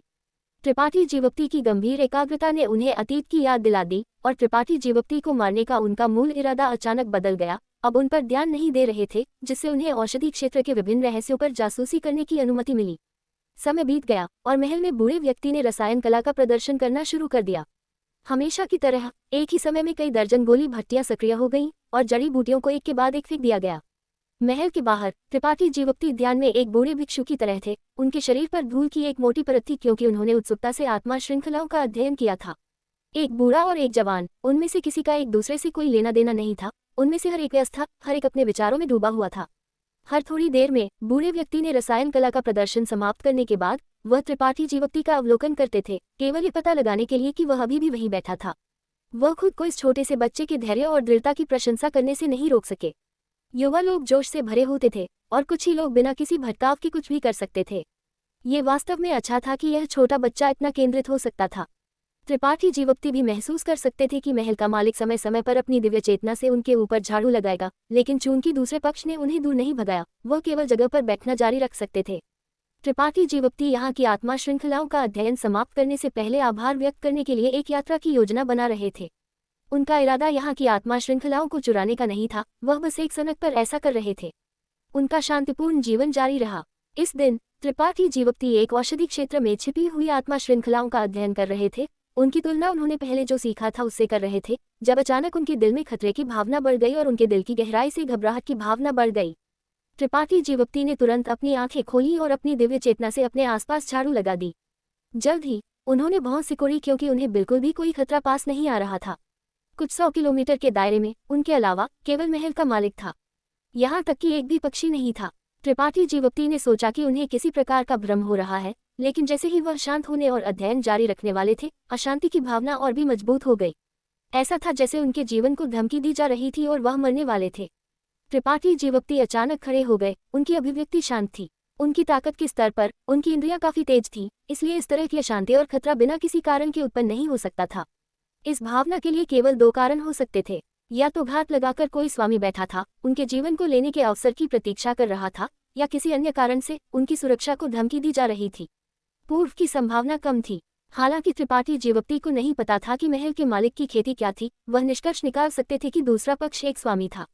अगर वास्तव में कोई स्वामी घात लगाकर बैठा था, तो महल के मालिक के लिए नोटिस न करना असंभव था। इसके अलावा त्रिपाठी जीवप्ती को लगा कि उन्हें निशाना बनाने वाला कोई नहीं होना चाहिए। आखिरकार उन्होंने इस समय के दौरान किसी के साथ कोई रंजिश नहीं बनाई थी, इसलिए किसी को भी बिना किसी कारण के उन्हें निशाना नहीं बनाना चाहिए। केवल एक जिसके साथ उनकी रंजिश थी, वह शिवयुए थी, लेकिन आत्मा श्रृंखलाओं के कारण उन्होंने उनके साथ एक अंतरंगता की भावना विकसित की थी, इसलिए उनके लिए उनके खिलाफ कार्रवाई करना असंभव था। शिवयुए और आत्मा श्रृंखलाओं के बारे में सोचते हुए त्रिपाठी जीवप्ती की अभिव्यक्ति बदल गई, क्योंकि उनके दिमाग में एक अनुमान दिखाई दिया। क्या शिवयुए के साथ कुछ हो सकता था? आत्मा श्रृंखलाओं के कारण वे दोनों एक के रूप में जुड़े हुए थे, इसलिए अगर शिवयुए का जीवन खतरे में था, तो बहुत संभावना थी कि उनकी भावनाएं प्रभावित होंगी। जितना अधिक त्रिपाठी जीवप्ती ने इसके बारे में सोचा, उतना ही उन्हें लगा कि यह संभव है, और अब और देर करने की हिम्मत नहीं हुई। तुरंत अपने तार्किक यान को बुलाते हुए और हिंगलुओ व्यापार संघ शाखा की ओर उड़ गए। त्रिपाठी जीवप्ती ने अपने दिल में कोस दिया। उन्होंने सोचा था कि शिवयुए की ताकत कम नहीं थी, और हाल ही का एक उत्पत्ति वापसी कोटि के स्वामी उनके साथ थे। कोई समस्या नहीं होनी चाहिए, इसलिए त्रिपाठी जीवप्ती शांति से अपने मामलों को संभाल रहे थे। लेकिन अब जब ऐसा कुछ हुआ था, तो वह बेहद परेशान थे। क्या वह जा रहा है? महल के अंदर बूढ़े व्यक्ति ने उस दिशा में देखा जहां त्रिपाठी जीवप्ती चले गए और धीरे से सिर हिलाया। अब उन पर कोई ध्यान नहीं दे रहे थे। उनके लिए त्रिपाठी जीवप्ती का आगमन उनके अपरिवर्तित और शांतिपूर्ण जीवन में फेंका गया सिर्फ एक छोटा सा पत्थर था। इससे होने वाली लहरें उन्हें जरा भी प्रभावित नहीं कर सकी, इसलिए त्रिपाठी जीवप्ती रहे या चले जाएं, उन्हें परवाह नहीं थी। बूढ़ा व्यक्ति अपने चारों ओर कई दर्जन गोली भट्टियों पर ध्यान केंद्रित करना जारी रखा, लगातार हाथ की मोहरों का निर्माण कर रहा था और प्रत्येक भट्टी के तापमान को नियंत्रित करने के लिए उनमें अपनी संशक्ति डाल रहा था। Episode number 1055। त्रिपाठी जीवप्ती ने अपनी ताकत को बिना किसी आरक्षण के धकेल दिया, जिससे उनकी संत राजा कोटि उच्च श्रेणी तार्किक यान की गति उसकी सीमा तक पहुंच गई। उनके दिल में अशांति और संकट की भावना मजबूत और मजबूत होती गई। आधे दिन बाद त्रिपाठी जीवप्ती उस पहाड़ी श्रृंखला पर पहुंचे जहां शाखा स्थित थी और सीधे उस मचान पर चले गए जिसे हालिका ने व्यवस्थित किया था। दूर से त्रिपाठी जीवप्ती ने अपनी दिव्य चेतना जारी की और पाया कि मचान वैसा ही था जैसा उन्होंने छोड़ा था। किसी के यहाँ होने का कोई निशान नहीं था। शिवयुए भी यहाँ नहीं थी। तुरंत मुड़ते हुए त्रिपाठी जीवप्ती शाखा की ओर उड़ गए। एक क्षण बाद त्रिपाठी जीवप्ती उस महल में पहुंचे जहां वह हालिका से मिले थे। महल के द्वार पर पहरा दे रहे कई अंगरक्षकों ने उन्हें भागते हुए देखा और खुद को भौं सिकुड़ने से नहीं रोक सके। ये सोच रहे थे कि ऐसा क्या हुआ था जिसने उन्हें इतना घबरा दिया था। वे पिछली बार त्रिपाठी जीवप्ती से मिले थे और जानते थे कि यही युवक ग्रहतारा से स्वामी शिव के साथ आया था और उनके निजी अंगरक्षकों में से एक था। हालांकि उनकी ताकत कुछ कम थी, जिससे ये अंगरक्षक उन्हें नीचा देखते थे। गुप्त रूप से ये सोचते थे कि ग्रहतारा के लोग कोई खास नहीं थे। क्या शाखा अध्यक्ष हालिका लौट आए हैं? त्रिपाठी जीवप्ती उनके सामने उतरे और बिना कोई बकवास किए सीधे पूछा, आपको स्वामी हालिका से क्या काम है? अंगरक्षकों में से एक ने जवाब देने के बजाय पूछा, क्या वह लौट आए हैं? त्रिपाठी जीवप्ती गरजे। उनकी अभिव्यक्ति भयंकर थी, जैसे कि वह किसी को पूरा निगलने वाले थे। अंगरक्षक जम गया और अनजाने में डर का एक निशान महसूस करने से खुद को नहीं रोक सका, क्योंकि उन्होंने अवचेतन रूप से सिर हिलाया। क्या आप जानते हैं कि वह कहाँ गए? त्रिपाठी जीवप्ती ने फिर पूछा। जिस अंगरक्षक ने अभी अभी सिर हिलाया था वह शर्म से गुस्सा हो गया था और ठंडी सांस ली। स्वामी के ठिकाने के बारे में पूछने वाले आप कौन होते हैं? आप खुद को क्या समझते हैं? भले ही यह अंगरक्षक ग्रह तारा से था, वह सिर्फ एक द्वितीय कोटि संत था, इसलिए उसका स्वर और रवैया वास्तव में अप्रिय था। त्रिपाठी जीवप्ती ने इस अंगरक्षक पर नजर डाली और गुप्त रूप से महसूस किया कि उनसे पूछना समय की बर्बादी थी। इन लोगों का दर्जा ऊंचा नहीं था, इसलिए उन्हें बहुत सारे रहस्य नहीं पता होने चाहिए। एक शब्द भी कहे बिना त्रिपाठी जीवप्ती मुड़े और एक और महल की ओर उड़ गए। उस महल में एक विशेषज्ञ की आभा थी जो उत्पत्ति वापसी कोटि में था। उसे कुछ पता होना चाहिए। भाड़ में जाओ ये बच्चा। अंगरक्षक थोड़ा परेशान महसूस करने से खुद को नहीं रोक सके। उन्होंने नफरत से त्रिपाठी जीवप्ती की पीठ को घूर दिया। अगर यह इस तथ्य के लिए नहीं होता कि वह मुख्य ग्रह से था, तो वे निश्चित रूप से त्रिपाठी जीवप्ती को इतनी आसानी से नहीं जाने देते। एक क्षण बाद त्रिपाठी जीवप्ती पास के महल में पहुंचे। वह उतरे और सीधे प्रवेश द्वार पर अंगरक्षकों के पास चले गए। मैं अंदर के स्वामी से मिलना चाहता हूँ। क्या बात है? अंगरक्षकों में से एक ने पूछा। शाखा अध्यक्ष हालिका के साथ कुछ हुआ होगा। अंगरक्षक की अभिव्यक्ति बदल गई। उन्होंने त्रिपाठी जीवप्ती को आंका और अविश्वास में पूछा, आपको कैसे पता चला? स्वामी हालिका एक उत्पत्ति वापसी कोटि के स्वामी हैं, वर्षापात तारा पर शीर्ष स्वामी में से एक है। क्या हो सकता है जो उन्हें? क्या आप अंदर जाकर रिपोर्ट कर सकते हैं? त्रिपाठी जीवप्ती ने अधीरता से उन्हें बाधित किया। उसे अंदर आने दो। अंदर से अचानक एक तेज और स्पष्ट आवाज आई। यहाँ की हलचल स्पष्ट रूप से अंदर प्रेषित की गई थी और अंदर के विशेषज्ञों ने इसे महसूस किया था। जैसे ही ये शब्द बोले गए, इससे पहले कि अंगरक्षक जवाब दे पाता, त्रिपाठी जीवप्ती तेज हवा की तरह महल में घुस गए। हालिका के महल के समान इस महल के अंदर एक मध्यम आयु वर्ग का व्यक्ति एक कुर्सी पर बैठा था, शाखा के मामलों को संभाल रहा था। त्रिपाठी जीवप्ती को भागते हुए देखकर यह मध्यम आयु वर्ग का व्यक्ति खुद को उनकी ओर देखने और पूछने से नहीं रोक सका, क्या आप वह अंगरक्षक हैं जो मुख्य तारा से स्वामी शिव का पीछा करते थे? हाँ, त्रिपाठी जीवप्ती ने सिर हिलाया। मैं शाखा का लिन मू फैंग हूँ। मध्यम आयु वर्ग के व्यक्ति ने ठंडी सांस ली। मुझे परवाह नहीं है कि आप मुख्य तारा से हैं या आपके स्वामी का पीछा कर रहे हैं, मैं यहाँ का प्रभारी हूँ। त्रिपाठी जीवप्ती ने एक शब्द भी नहीं कहा। आप क्यों कहते हैं कि हालिका के साथ कुछ हुआ होगा?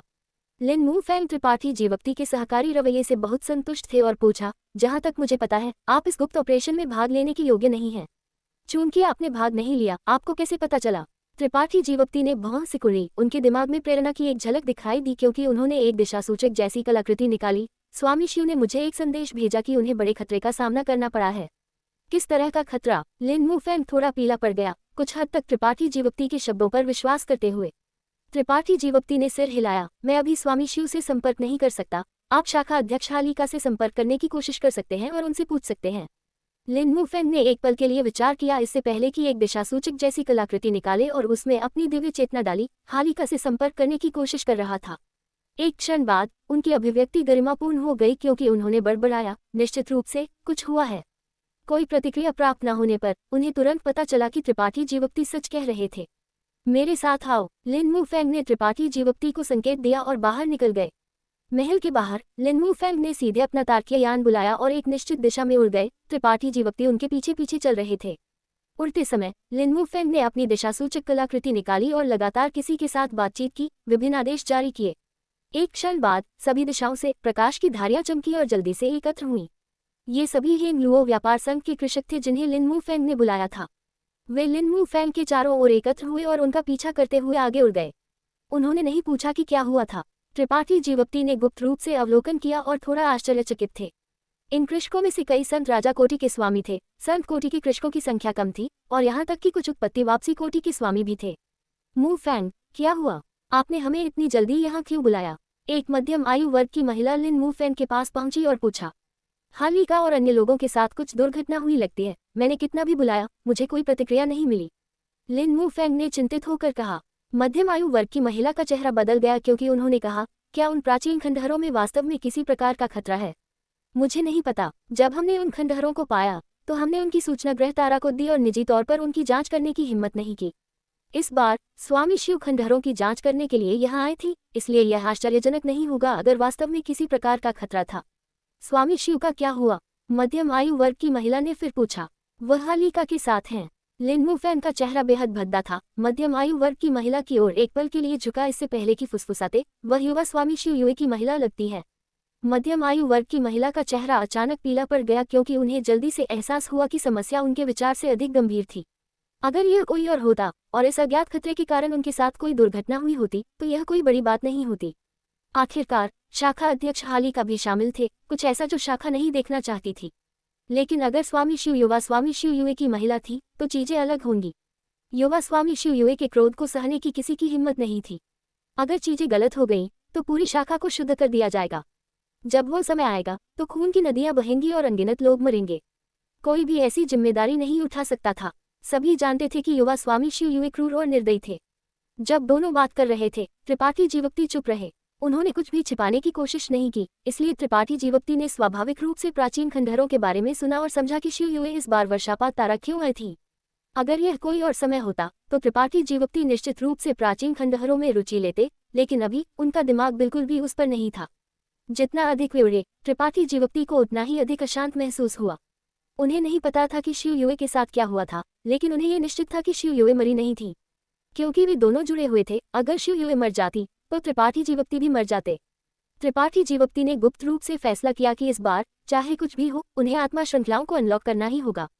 इस बात की परवाह किए बिना कि शिव युए बाद में उनके साथ परेशानी पैदा करेगी या नहीं, अपने जीवन को नियंत्रित करने में सक्षम न होने की यह भावना भयानक थी। लंबे समय तक आगे उड़ने के बाद लिन वुफेंग और मध्यम आयु वर्ग की महिला अचानक उतर गई। नीचे एक खदान होनी चाहिए जहां कुछ अज्ञात अयस्कों का उत्पादन होता था। जमीन बड़े छेद से भरी हुई थी, जिनमें से कई इतने गहरे थे कि वे नीचे नहीं देख सकते थे। कई दर्जन लोगों का एक समूह सभी सबसे बड़े छेद के किनारे पर उतरा। पास के एक व्यापार संघ कृषक ने तुरंत उनका अभिवादन किया और अपनी मुट्ठी को ऊपर उठाया। स्वामी लिन, स्वामी क्यूई। लिन वुफेंग ने धीरे से सिर हिलाया और पूछा, यहाँ क्या हुआ? कृषक इस सवाल से स्तब्ध था और उलझन में था। कुछ नहीं हुआ। वह स्थिति को नहीं समझता था। लिन वुफेंग ने सिर हिलाया और अब और नहीं पूछा। अपनी दिशासूचक कलाकृति निकाली और हालिका को बुलाने की कोशिश की, लेकिन उन्हें अभी भी कोई प्रतिक्रिया नहीं मिली। शाखा अध्यक्ष स्वामी, क्या कुछ हुआ? कृषक ने अंततः लिन वुफेंग की अभिव्यक्ति से कुछ गलत देखा और आश्चर्य में पूछा। लिन वुफेंग ने सिर हिलाया। शायद मैं कुछ लोगों को नीचे देखने के लिए ले जाऊंगा, मेरे उनसे संपर्क करने की प्रतीक्षा करें। ऐसा कहकर उन्होंने नीचे उड़ने की तैयारी की, लेकिन उसी क्षण क्यूई उपनाम वाली मध्यम आयु वर्ग की महिला अचानक कह उठी, कोई ऊपर आ रहा है। लिन वुफेंग की अभिव्यक्ति गंभीर हो गई क्योंकि उन्होंने जल्दी से अपनी दिव्य चेतना जारी की। उसी समय त्रिपाठी जीवक्ति भी स्थिति की जांच कर रहे थे। छेद के अंदर कई उतार चढ़ाव वाली जीवन आभाएं थीं जो तेजी से बढ़ रही थीं।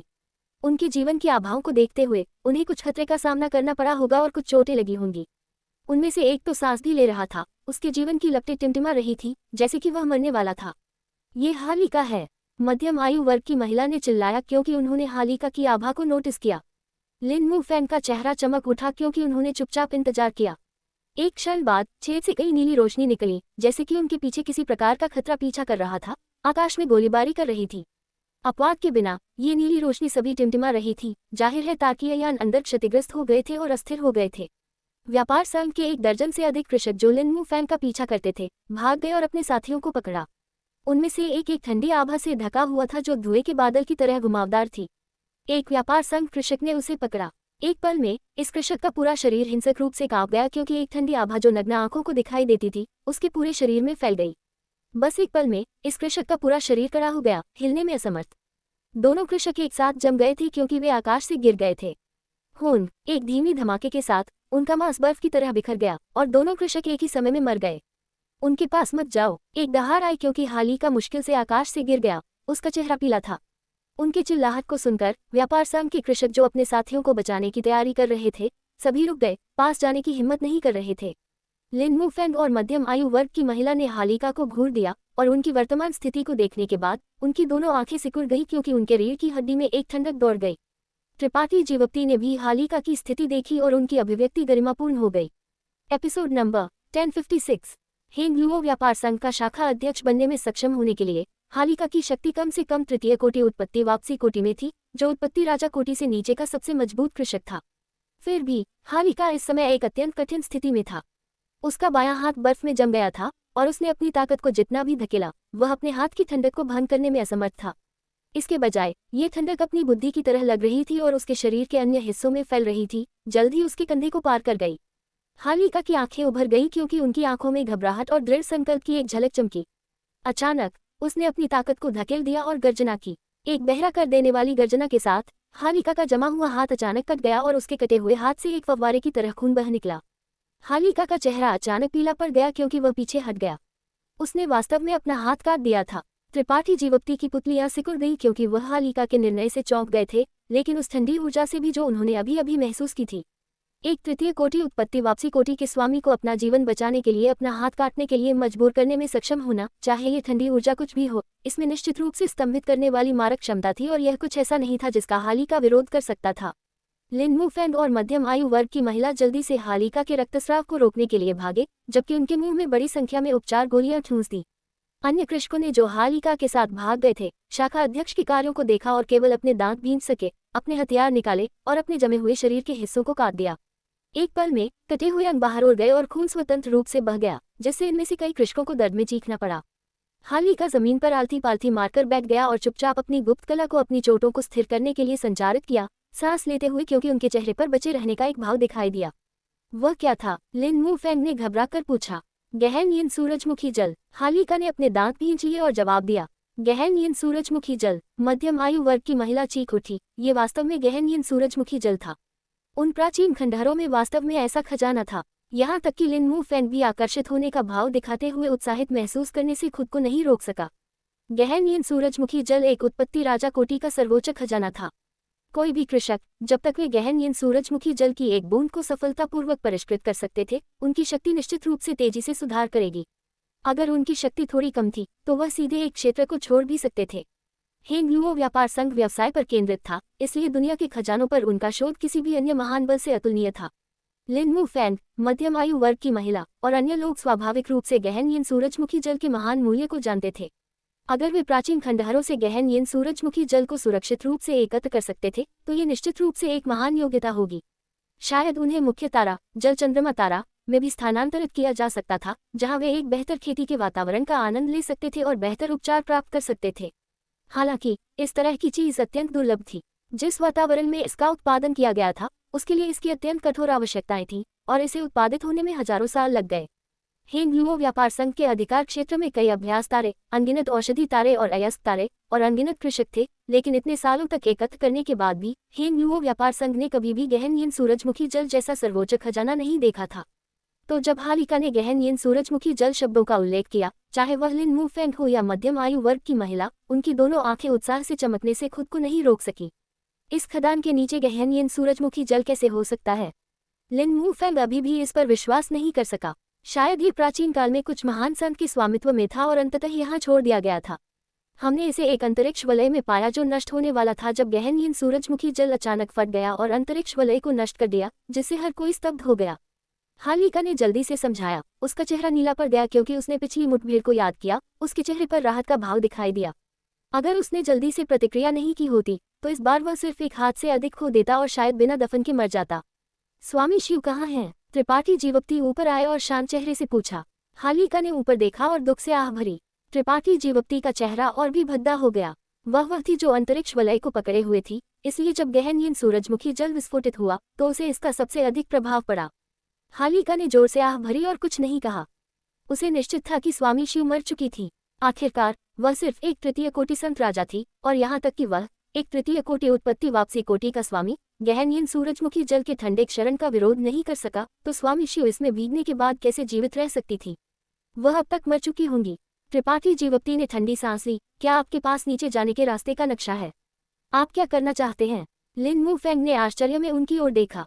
वह मरी नहीं है। त्रिपाठी जीवप्ती ने ठंडी नजर से उनकी ओर देखा। क्या आप उसे बचाना चाहते हैं? मध्यम आयु वर्ग की महिला ने तुरंत त्रिपाठी जीवप्ती के इरादों को समझा और धीरे धीरे सिर हिलाया, उन्हें समझाने की कोशिश की। युवा आदमी, आवेगी मत बनो। गहन नींद सूरजमुखी जल से भीगने के बाद उसके जीवित रहने की कोई संभावना नहीं है। अगर आप नीचे जाते हैं तो आप केवल व्यर्थ में अपना जीवन फेंक देंगे। हालिका ने भी कहा, नीचे कई बाधाएं हैं और आपकी कम शक्ति के साथ आप उनमें प्रवेश नहीं कर पाएंगे। अगर वह जीवित है तो मैं उसे देखना चाहता हूँ, अगर वह मर चुकी है तो मैं उसका शव देखना चाहता हूँ। त्रिपाठी जीवप्ती ने सीधे चेहरे से कहा। शाखा के प्रभारी कई लोग उनकी ओर घूरते रहे और सराहना का भाव दिखाने से खुद को नहीं रोक सके। बाहरी दुनिया के लिए त्रिपाठी जीवप्ती की पहचान शिव युए के अंगरक्षक की थी, इसलिए उन्होंने केवल यह सोचा कि त्रिपाठी जीवप्ती अपने स्वामी को बचाने के लिए इतने उत्सुक थी कि उन्होंने खतरे की परवाह किए बिना नीचे जाने पर जोर दिया। ऐसा अंगरक्षक, भले ही उसकी शक्ति कम हो, कोई बड़ी समस्या नहीं होगी। एक अंगरक्षक के लिए सबसे महत्वपूर्ण चीज निष्ठा थी। उन सभी ने अचानक भक्ति की भावना महसूस की। हालिका के हाथ पर अंगूठी चमकी और उनके हाथ में एक रेखा चित्र दिखाई दिया। इसे त्रिपाठी जीवक्ति की ओर फेंकते हुए, ये कुछ ऐसा है जिसे हमने इस बार खो जाने से बचने के लिए बनाया था। अगर ये काम आता है तो इसे ले लो। त्रिपाठी जीवक्ति ने अपना हाथ बढ़ाया और इसे पकड़ लिया। बिना एक शब्द कहे संक्षेप में इसकी ओर देखा, इससे पहले की ओर गए। पलक झपकते ही वह खदान में गिर गए। वह एक बहुत अच्छा छोटा अंगरक्षक है। मध्यम आयु वर्ग की महिला ने धीरे से सिर हिलाया क्योंकि उन्होंने उस दिशा में घूर दिया जहां त्रिपाठी जीवक्ति गायब हो गए और अफसोस से कहा, मुझे डर है कि उन्हें जिंदा वापस आने का मौका नहीं मिलेगा। उसे जाने के अलावा कोई विकल्प नहीं था। लिन वुफेंग ने उदासीनता से कहा, स्वामी शिव तृतीय युवा स्वामी की महिला है, अगर वह मर जाती है तो एक अंगरक्षक के रूप में ये युवक निश्चित रूप से मर जाएगा। उनके द्वारा याद दिलाए जाने पर मध्यम आयु वर्ग की महिला का खूबसूरत चेहरा पीला पड़ने से खुद को नहीं रोक सका। गहन नींद सूरजमुखी जल द्वारा लाया गया उत्साह गायब हो गया। अब जाकर उन्हें याद आया कि तृतीय युवा स्वामी के क्रोध को कैसे सहना है, जिससे उन्हें थोड़ा अशांत महसूस हुआ। मुझे उम्मीद है कि हम अपनी गलतियों की भरपाई कर सकते हैं, हालिका ने आह भरी। हालिका ने जोर से आह भरी। उन्हें अब मुख्य तारा पर पदोन्नत होने या स्थानांतरित होने की कोई अत्यधिक उम्मीद नहीं थी। हालांकि गहन नींद सूरजमुखी जल की खोज एक महान योग्यता थी, तृतीय युवा स्वामी की महिला ने इसके कारण अपना जीवन खो दिया था। कौन जानता था कि तृतीय युवा स्वामी क्रोधित होंगे या नहीं। सबसे अच्छा परिणाम अपनी गलतियों की भरपाई करना था और तृतीय युवा स्वामी इस मामले का पीछा नहीं करेंगे, जिससे उन्हें शाखा में रहने और अपनी यथास्थिति बनाए रखने की अनुमति मिलेगी। पुराने हाँ, आप पहले आराम करें, लिन वुफेंग ने सांत्वना दी। अगर कुछ और है तो हम बाद में इस पर चर्चा कर सकते हैं।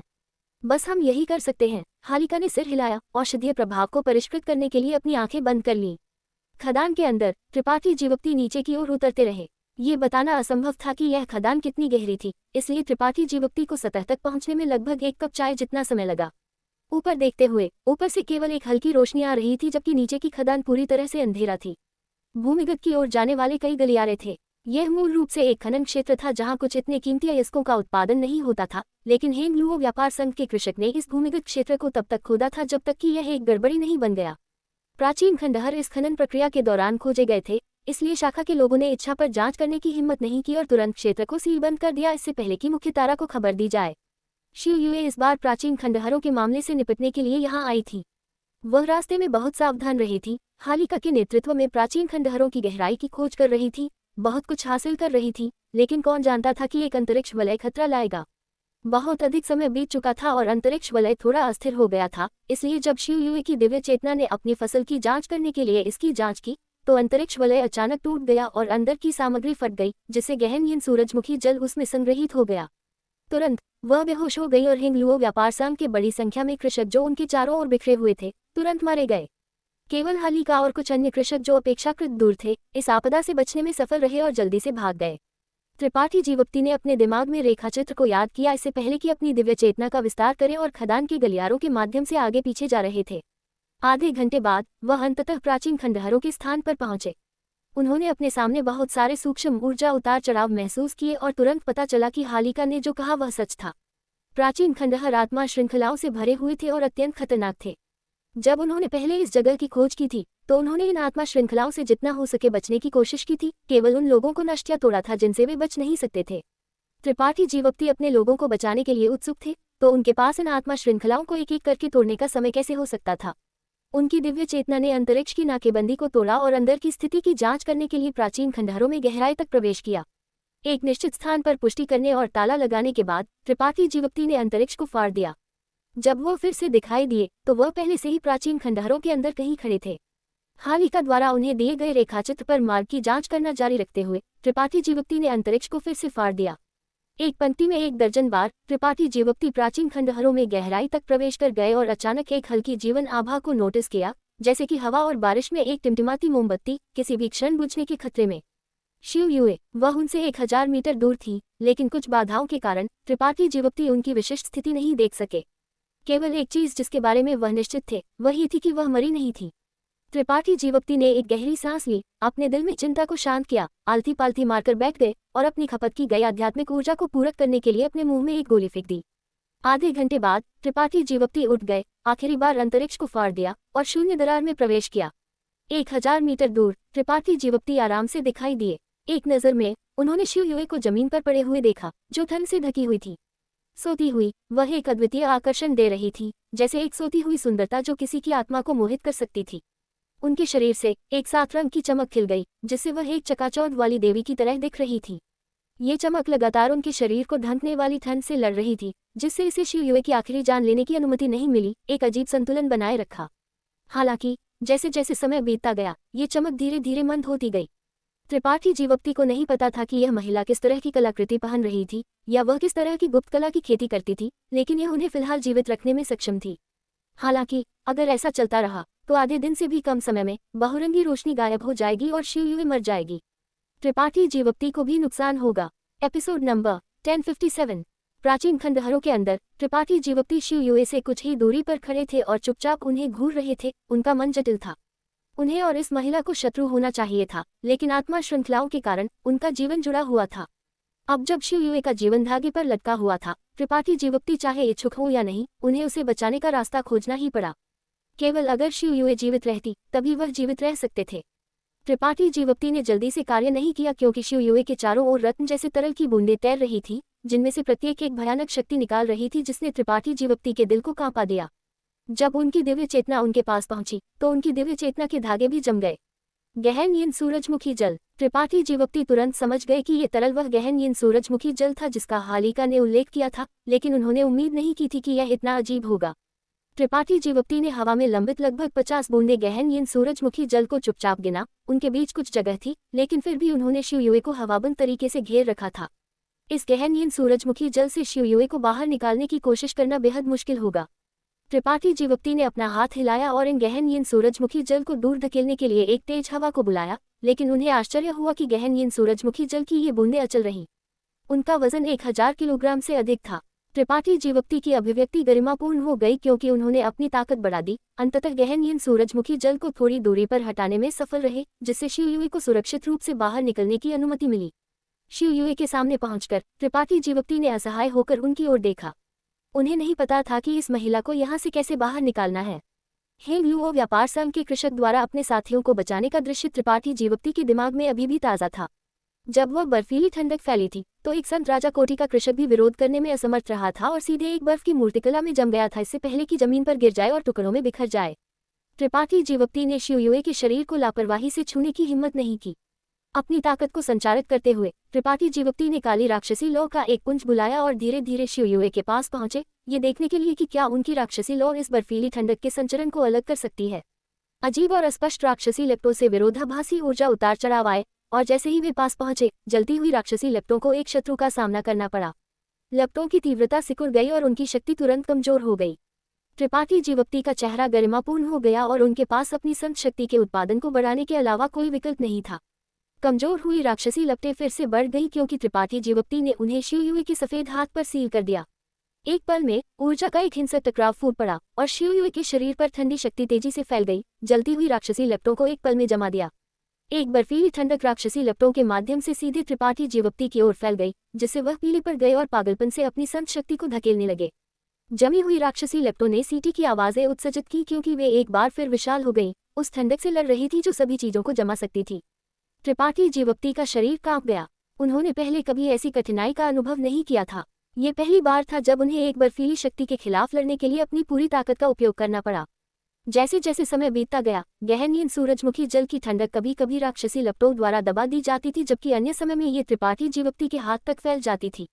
दोनों पक्ष बराबर थे। हालांकि त्रिपाठी जीवप्ती की शक्ति कम थी, ये राक्षसी लौ पूरी तरह से दो अलग अलग प्रकार की ऊर्जा का विलय थी। ये रहस्यमय और अप्रत्याशित थी, और जब तक त्रिपाठी जीवप्ती का क्षेत्र काफी ऊंचा था, ये दुनिया की सभी चीजों को जला सकती थी। इसमें विकास की महान संभावना थी। लेकिन इस समय राक्षसी लपटें गहन नींद सूरजमुखी जल के लिए कोई मेल नहीं लगती थी। केवल एक पल के बाद त्रिपाठी जीवप्ती पूरी तरह से हार गए। बर्फीली ठंडी आभा उनके पूरे शरीर में फैल गई, जिससे उनका शरीर और दिमाग कड़ा और स्थिर हो गया। त्रिपाठी जीवप्ती जल्दी से इसमें डूब गए और दानव रहस्य टॉम को पुकारा, मेरी मदद करो। उनके पास दिव्य वृक्ष से मदद मांगने के अलावा कोई विकल्प नहीं था। दिव्य वृक्ष एक यान गुण दिव्य वृक्ष था और बर्फ का शत्रु भी था। ठीक है, दिव्य वृक्ष ने तुरंत जवाब दिया। अगले ही पल यान गुण ऊर्जा की एक अविश्वसनीय मात्रा अचानक दानव रहस्य टॉम से फूट पड़ी और त्रिपाठी जीवप्ती की राक्षसी लपटों के साथ विलय हो गई ताकि उनके चारों ओर की बर्फीली आभा को दूर किया जा सके। गहन नींद सूरजमुखी जल की ठंडक को जल्दी से दबा दिया गया। त्रिपाठी जीवप्ती की राक्षसी लपटें सीधे शियुए के कोमल शरीर के चारों ओर लपेट ली गई, जबकि उसी समय दिव्य वृक्ष से फूटने वाली यान गुण ऊर्जा भी शियुए के चारों ओर लपेट ली गई। इन दो तरीकों का उपयोग करते हुए शियू युई के शरीर पर ठंड जल्दी से पिघल गई और उनका पीला चेहरा धीरे धीरे गुलाबी हो गया। उनका ठंडा शरीर धीरे धीरे गर्म हो गया और उनके भरे हुए स्तनों से एक हल्की दिल की धड़कन आई। त्रिपाठी जीवप्ती का चेहरा खुशी से चमक उठा और उन्होंने दिव्य वृक्ष के साथ सहयोग करने में कोई कसर नहीं छोड़ी। आधे घंटे बाद शियू युई के शरीर पर ठंड गायब हो गई और यह केवल इसी क्षण था कि उनके शरीर से खिलने वाली 7 रंग की रोशनी धीरे धीरे मंद हो गई। वह अपने जीवन के अंत तक पहुंच गई लगती थी। अपनी दिव्य चेतना का उपयोग करके उनके शरीर की जांच करते हुए त्रिपाठी जीवप्ती ने पाया कि उनकी स्थिति थोड़ी अजीब थी। हालांकि गहन नींद सूरजमुखी जल का खतरा हल हो गया था, वह अभी भी जीवन और मृत्यु के बीच मंडरा रही थी, बेहोश थी। त्रिपाठी जीवप्ती ने अनायास ही उनके ज्ञान सागर पर आक्रमण किया। केवल ये पता चला कि ये पूरी तरह से ठंडा था, बर्फ की दुनिया जैसा। समुद्र का पानी जम गया था और शियू युई का आत्मा अवतार कहीं नहीं देखा गया था। केवल उनकी कमजोर आभा बची थी और त्रिपाठी जीवप्ती ने उन्हें कितना भी पुकारा, कोई प्रतिक्रिया नहीं मिली। त्रिपाठी जीवप्ती की भौं सिकुड़ गई। उन्हें नहीं पता था कि क्या गलत हो गया था, इसलिए उन्हें अस्थायी रूप से उनके ज्ञान सागर से वापस लेने के अलावा कोई विकल्प नहीं था। मुझे थोड़ी देर आराम करना होगा, मैं फिलहाल आपकी मदद नहीं कर पाऊंगा, दिव्य वृक्ष ने चुप होने से पहले कहा। इस बार ऐसा लगता था कि उसने एक बड़ी कीमत चुकाई है, इतनी बड़ी कि उसके पास गहरी नींद की स्थिति में प्रवेश करने के अलावा कोई विकल्प नहीं था। न केवल दिव्य वृक्ष ने अपनी ऊर्जा का एक बड़ा हिस्सा खर्च किया था, बल्कि त्रिपाठी जीवप्ती ने भी अपनी संत शक्ति का एक बड़ा हिस्सा खर्च किया था। अगर यह उनकी विशेष शारीरिक बनावट और उनकी संत शक्ति की अक्षय आपूर्ति के लिए नहीं होता, तो उनके लिए शियू युई के शरीर से गहन नींद सूरजमुखी जल को फैलाना असंभव होता। झुककर त्रिपाठी जीवप्ती ने उसे उठाया, अपना हाथ बढ़ाया और अंतरिक्ष को फाड़ दिया, इससे पहले कि अंदर गोता लगाते। उन्होंने हवा में तैरते गहन नींद सूरजमुखी जल की परवाह बिल्कुल नहीं की। हालांकि यह एक अत्यंत दुर्लभ खजाना था, त्रिपाठी जीवप्ती वास्तव में इसे एकत्र करने के मन में नहीं थे, न ही उन्हें पता था कि इसे कैसे एकत्र करना है। खदान के ऊपर हालिका आधे दिन की रिकवरी के बाद अंततः बहुत बेहतर लग रहे थे। व्यापार संघ के कुछ कृषक जो उनके साथ भाग गए थे, वे भी बमुश्किल अपने जीवन के साथ बच निकले थे, लेकिन उन सभी ने हाथ और पैर खो दिए थे। सभी में सबसे दुखी ने अपने दोनों हाथ खो दिए थे। वह एक संत राजा कोटि का कृषक था, लेकिन अपने हाथों के बिना मार्शल मार्ग पर सुधार करने के लिए उसके पास अब कोई जगह नहीं होगी। जब उसने इसके बारे में सोचा तो उसकी आंखें अनंत रूप से उदास हो गईं, बिना प्रकाश के एक निशान के। हेंग लुओ व्यापार संघ के अन्य सदस्यों ने भी उदास अभिव्यक्ति पहनी थी, उनकी भौहें सिकुड़ी हुई थी। प्राचीन खंडहरों की खोज ने इस शाखा को भारी नुकसान पहुंचाया था और तृतीय युवा स्वामी की महिला की तो अंदर मृत्यु भी हो गई थी। ये जिम्मेदारी छोटी नहीं थी और शाखा के प्रमुख के रूप में हालिका को अनिवार्य रूप से सजा दी जाएगी। पुराने हाँ, चलो पहले वापस चलते हैं। वापस जाने के बाद हम चर्चा करेंगे कि यहाँ जो हुआ उसे मुख्य तारा को कैसे रिपोर्ट किया जाए। लिनमू फेंग ने हालिका के पास चले गए और उन्हें जमीन से उठाने में मदद की। हालिका ने दुखी होकर सिर हिलाया, उनके अंदर अब अधिक उत्साह नहीं बचा था। गहन नींद सूरजमुखी जल का क्या? मध्यम आयु वर्ग की महिला ने पूछा। लिनमू फेंग ने इसके बारे में एक पल के लिए सोचा, इससे पहले कि जवाब दिया। इस जगह को अस्थायी रूप से सीलबंद कर दो। वापस जाने और प्राचीन अभिलेखों को पढ़ने के बाद हम इसे एकत्र करने के लिए लोगों को यहाँ लाएंगे। लिनमू फेंग को भी नहीं पता था कि गहन नींद सूरजमुखी जल को कैसे एकत्र करना है। बस हम यही कर सकते हैं, मध्यम आयु वर्ग की महिला ने धीरे से आह भरी। लिनमू फेंग ने तुरंत व्यवस्था करना शुरू कर दिया। इस जगह की रक्षा के लिए 2 उत्पत्ति वापसी कोटि के स्वामी और 1 दर्जन संत राजा को पीछे छोड़ दिया। थोड़े समय बाद सब कुछ व्यवस्थित हो गया था। जैसे ही समूह घर लौटने वाला था, मध्यम आयु वर्ग की महिला अचानक खदान की दिशा में अपना सिर घुमाती है और एक हल्की आह भरती है। अगले ही पल हर किसी ने अपना सिर घुमाया और आश्चर्य में उस दिशा में घूर दिया। एक आकृति अचानक खदान के अंदर से बाहर निकली। ये पहले वाला छोटा द्वितीय कोटि संत क्षेत्र का अंगरक्षक था। इस समय वह स्वामी शिव को अपनी बाहों में पकड़े हुए था। उसके चेहरे पर एक उदास अभिव्यक्ति थी, क्योंकि वह धीरे से मध्य हवा से नीचे तैर रहा था। उसके शरीर पर चोट का जरा सा भी निशान नहीं था। हालिका, लिनमू फेंग और अन्य लोगों की आंखें उभर गईं, क्योंकि उनके चेहरों पर अविश्वास का भाव दिखाई दिया। जब त्रिपाठी जीवप्ती ने अभी अभी नीचे जाने पर जोर दिया था, तो उन सभी ने सोचा था कि ये युवक निश्चित रूप से वापस नहीं लौटेगा। आखिरकार उसकी शक्ति बहुत कम थी और खंडहरों में बाधाएं उसे मारने के लिए काफी थी। वे बाधाएं कुछ ऐसी नहीं थी जिन्हें एक संत क्षेत्र का कृषक तोड़ और टाल सकता था, लेकिन तथ्य उनकी अपेक्षाओं से कहीं परे थे। त्रिपाठी जीवप्ती न केवल मरे नहीं, बल्कि वह सुरक्षित रूप से वापस भी आ गए और स्वामी शिव को भी बचा लिया। उन्होंने ये कैसे किया था? वे तीनों चौंक गए थे। स्वामी शिव कैसी हैं? हालिका तुरंत शांत हो गया और उत्सुकता से पूछा। वह मरी नहीं है, त्रिपाठी जीवप्ती ने सिर हिलाया। उन्हें ये कहते हुए सुनकर, चाहे वह कोई भी हो, उन तीनों की आत्माएं हिल गईं, क्योंकि उनके दिलों में राहत की भावना भर गई। उन्हें सबसे ज्यादा चिंता इस बात की थी कि शिव युए के तृतीय युवा स्वामी को जो हुआ उससे क्रोधित होंगे। वह उन्हें जो हुआ उसके लिए दोषी ठहराएंगे और उन्हें मार देंगे। चूंकि वह महिला मरी नहीं थी, उनकी सबसे बड़ी चिंता चली गई थी। एक पल के लिए वे तीनों कृतज्ञता से भरी आंखों से त्रिपाठी जीवक्ति की ओर घूरते रहे। इस छोटे अंगरक्षक ने न केवल शिव युए के तृतीय युवा स्वामी की महिला को बचाया, बल्कि उन तीनों को भी। लेकिन वह अभी भी बेहोश है। मुझे नहीं पता कि उनके साथ क्या हुआ है, त्रिपाठी जीवक्ति ने जोड़ा। हालिका और अन्य तीनों के चेहरे खड़े हो गए क्योंकि वे सभी भागकर आए और शिव युए के शरीर पर अपनी दिव्य चेतना से झाड़ू लगाए। उनकी अभिव्यक्ति धीरे धीरे गरिमापूर्ण हो गई। उन्होंने भी नोटिस किया कि शिव युए के साथ कुछ गलत था और उन्हें थोड़ी देर के लिए पता नहीं था कि क्या करना है। चलो पहले वापस चलते हैं, लिन मूफेंग ने चिल्लाया। आज यहाँ जो हुआ उसे किसी को भी प्रकट करने की अनुमति नहीं है। जो कोई भी अवज्ञा करेगा उसे मार दिया जाएगा। ऐसा कहकर उन्होंने फिर से त्रिपाठी जीवक्ति की ओर मुड़ा, ध्यान से अपने शब्दों पर विचार किया और विनम्रता से कहा, छोटे भाई, स्वामी स्नो की चोट, क्या आप अस्थायी रूप से मुख्य तारा को सूचित नहीं कर सकते? हम उन्हें जगाने का रास्ता खोज लेंगे। उन्हें वास्तव में डर था कि त्रिपाठी जीवक्ति यहाँ जो हुआ उसे मुख्य तारा को रिपोर्ट करेंगे। एक बार जब शिव युए को यहाँ की स्थिति के बारे में पता चला तो वे सजा से बच नहीं पाएंगे। उन्हें क्या नहीं पता था कि ये स्वामी स्नो खुद शिव युए थी। अगर उन्हें पता होता तो उनके पास शायद आत्महत्या करने के अलावा कोई विकल्प नहीं होता। त्रिपाठी जीवक्ति ने कुछ नहीं कहा और बस धीरे से सिर हिलाया। जब तक आप उसे बचा सकते हैं, मैं अस्थायी रूप से इस मामले को छिपा सकता हूँ। वह ये भी जानते थे कि दूसरा पक्ष किस बारे में चिंतित था। लिन मूफेंग खुशी से मुस्कुराए और अपनी मुट्ठी को ऊपर उठाया। छोटे भाई बहुत दयालु है, बहुत बहुत धन्यवाद। हालिका और मध्यम आयु वर्ग की महिला ने भी त्रिपाठी जीवक्ति को कृतज्ञता की एक नज़र दी। उनके धन्यवाद को कहने की आवश्यकता नहीं थी।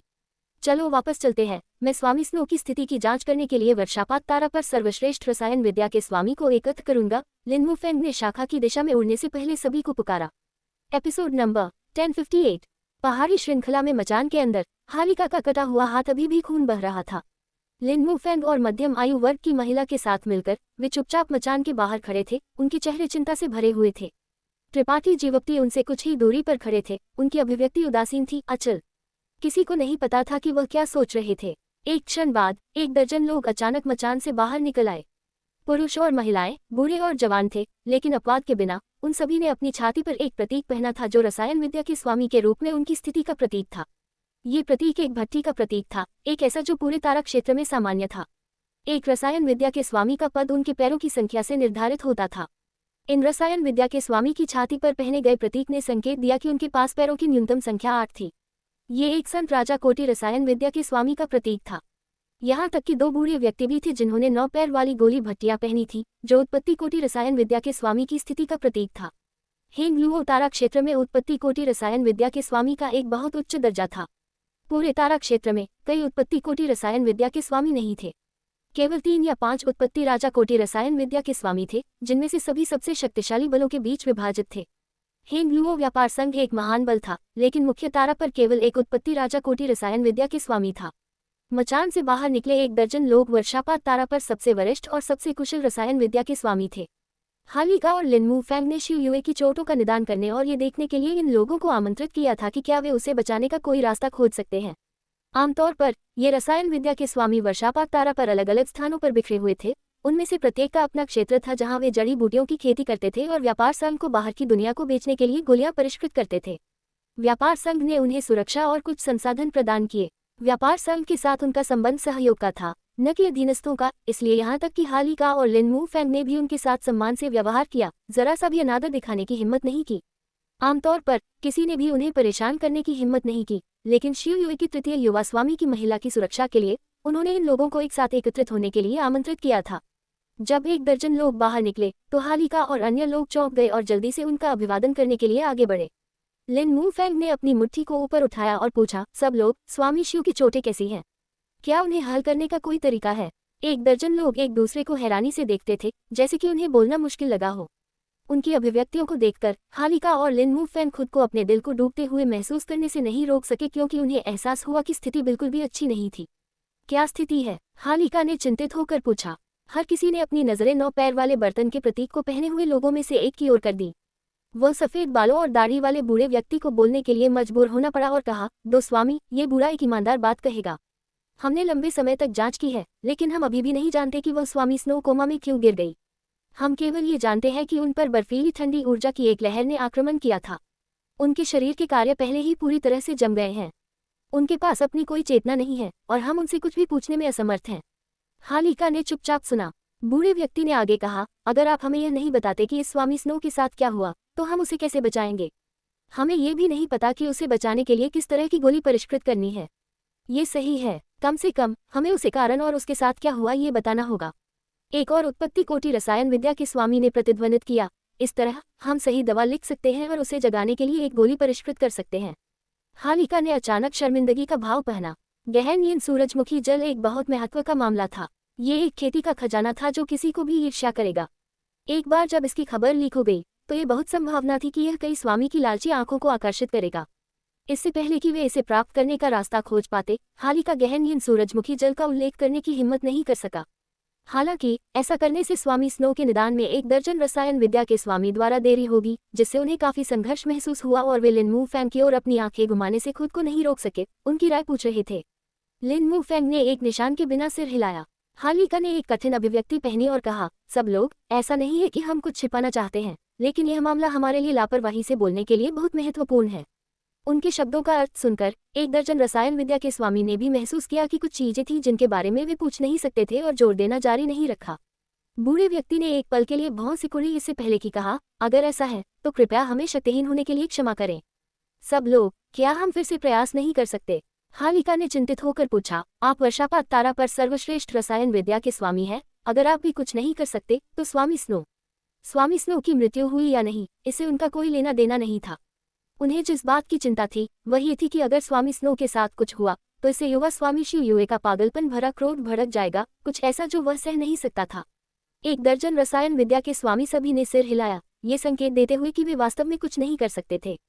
हालिका, लिन मू फैंग और अन्य लोग असहाय महसूस करने से खुद को नहीं रोक सके, एक दूसरे पर कड़वाहट से मुस्कुराते हुए। उसी क्षण संत राजा कोटि रसायन विद्या के स्वामी में से एक ने कहा, सर, हालिका ने कहा कि हम वर्षापात तारा पर सर्वश्रेष्ठ रसायन विद्या के स्वामी हैं, ये बहुत चापलूसी है। हम ये भी जानते हैं कि एक और व्यक्ति है जिसका रसायन कला कौशल और औषध विज्ञान की समझ हमसे कहीं बेहतर है। अगर आप उससे आकर देखने के लिए कह सकते हैं तो शायद वह कुछ खोज पाएगा और संभवतः इस समस्या का समाधान खोज पाएगा। ये सुनकर जिस बूढ़े व्यक्ति ने पहले बात की थी वह अपनी भौं को उठाने से खुद को नहीं रोक सका। जाहिरा तौर पर एक ऐसे व्यक्ति के बारे में भी सोच रहा था, सिर हिलाते हुए, अगर यह वह है तो यह संभव हो सकता है। अन्य लोगों ने तुरंत सहमत व्यक्त की। उन सभी ने ईमानदारी से स्वीकार किया कि यह व्यक्ति वर्षापात तारा पर नंबर 1 रसायन विद्या के स्वामी था। रसायन विद्या के स्वामी बहुत अहंकारी रसायन विद्या के स्वामी का एक समूह थे। एक ही पद के रसायन विद्या के स्वामी के बीच कोई भी ये स्वीकार नहीं करेगा कि वे उनसे बेहतर थे। वे हमेशा महसूस करेंगे कि वे अपने स्तर के सर्वश्रेष्ठ रसायन विद्या के स्वामी थे और उनके अलावा बाकी सब कचरा था, यहाँ तक कि जिन गोलियों को वे परिष्कृत करते थे वे भी कचरा थीं। 1 दर्जन से अधिक रसायन विद्या के स्वामी के एक साथ सहमत होने के लिए केवल एक स्पष्टीकरण था। जिस रसायन विद्या के स्वामी ने बात की थी वह उनसे एक उच्च पद का था, एक उत्पत्ति राजा कोटि रसायन विद्या के स्वामी। हालिका और अन्य लोग भी चमक गए, लेकिन जल्द ही उनकी अभिव्यक्तियां कड़वी हो गई क्योंकि उन्होंने बड़बड़ाया, उसे यहाँ आमंत्रित करना मुश्किल होगा। भले ही हम उनसे मिलने जाते, मुझे डर है कि हमें दरवाजे से बाहर निकाल दिया जाएगा। लिन मू फैंग ने सूंघा और कहा, 5 साल पहले जब ये लिन उस व्यक्ति से मिलने गया था, क्योंकि मैंने उसकी शांति को भंग कर दिया था तो उसने मेरा पीछा आधे महीने तक किया। अंत में मुझे मामला हल होने से पहले उस व्यक्ति के गुस्से के शांत होने का इंतजार करना पड़ा। मैं फिर से उसके द्वारा पीछा नहीं करना चाहता। जब उन्होंने इस अतीत का उल्लेख किया तो लोगों का समूह हंसने से खुद को नहीं रोक सका, जैसे कि वे सभी इसके बारे में कुछ जानते थे। वह व्यक्ति कौन था? त्रिपाठी जीवप्ती ने पूछा। जब ये लोग अभी अभी बात कर रहे थे तो त्रिपाठी जीवप्ती चुप थे। हालिका और लिन मू फैंग को मामले की सच्चाई छिपाते हुए ठंडे रूप से देख रहे थे। 1 दर्जन रसायन विद्या के स्वामी को उस व्यक्ति की प्रशंसा करते हुए सुन रहे थे। केवल अब उन्होंने बोलने की पहल की। 1 दर्जन रसायन विद्या के स्वामी सभी ने अपनी आंखें उनकी ओर घुमाई लेकिन जवाब नहीं दिया।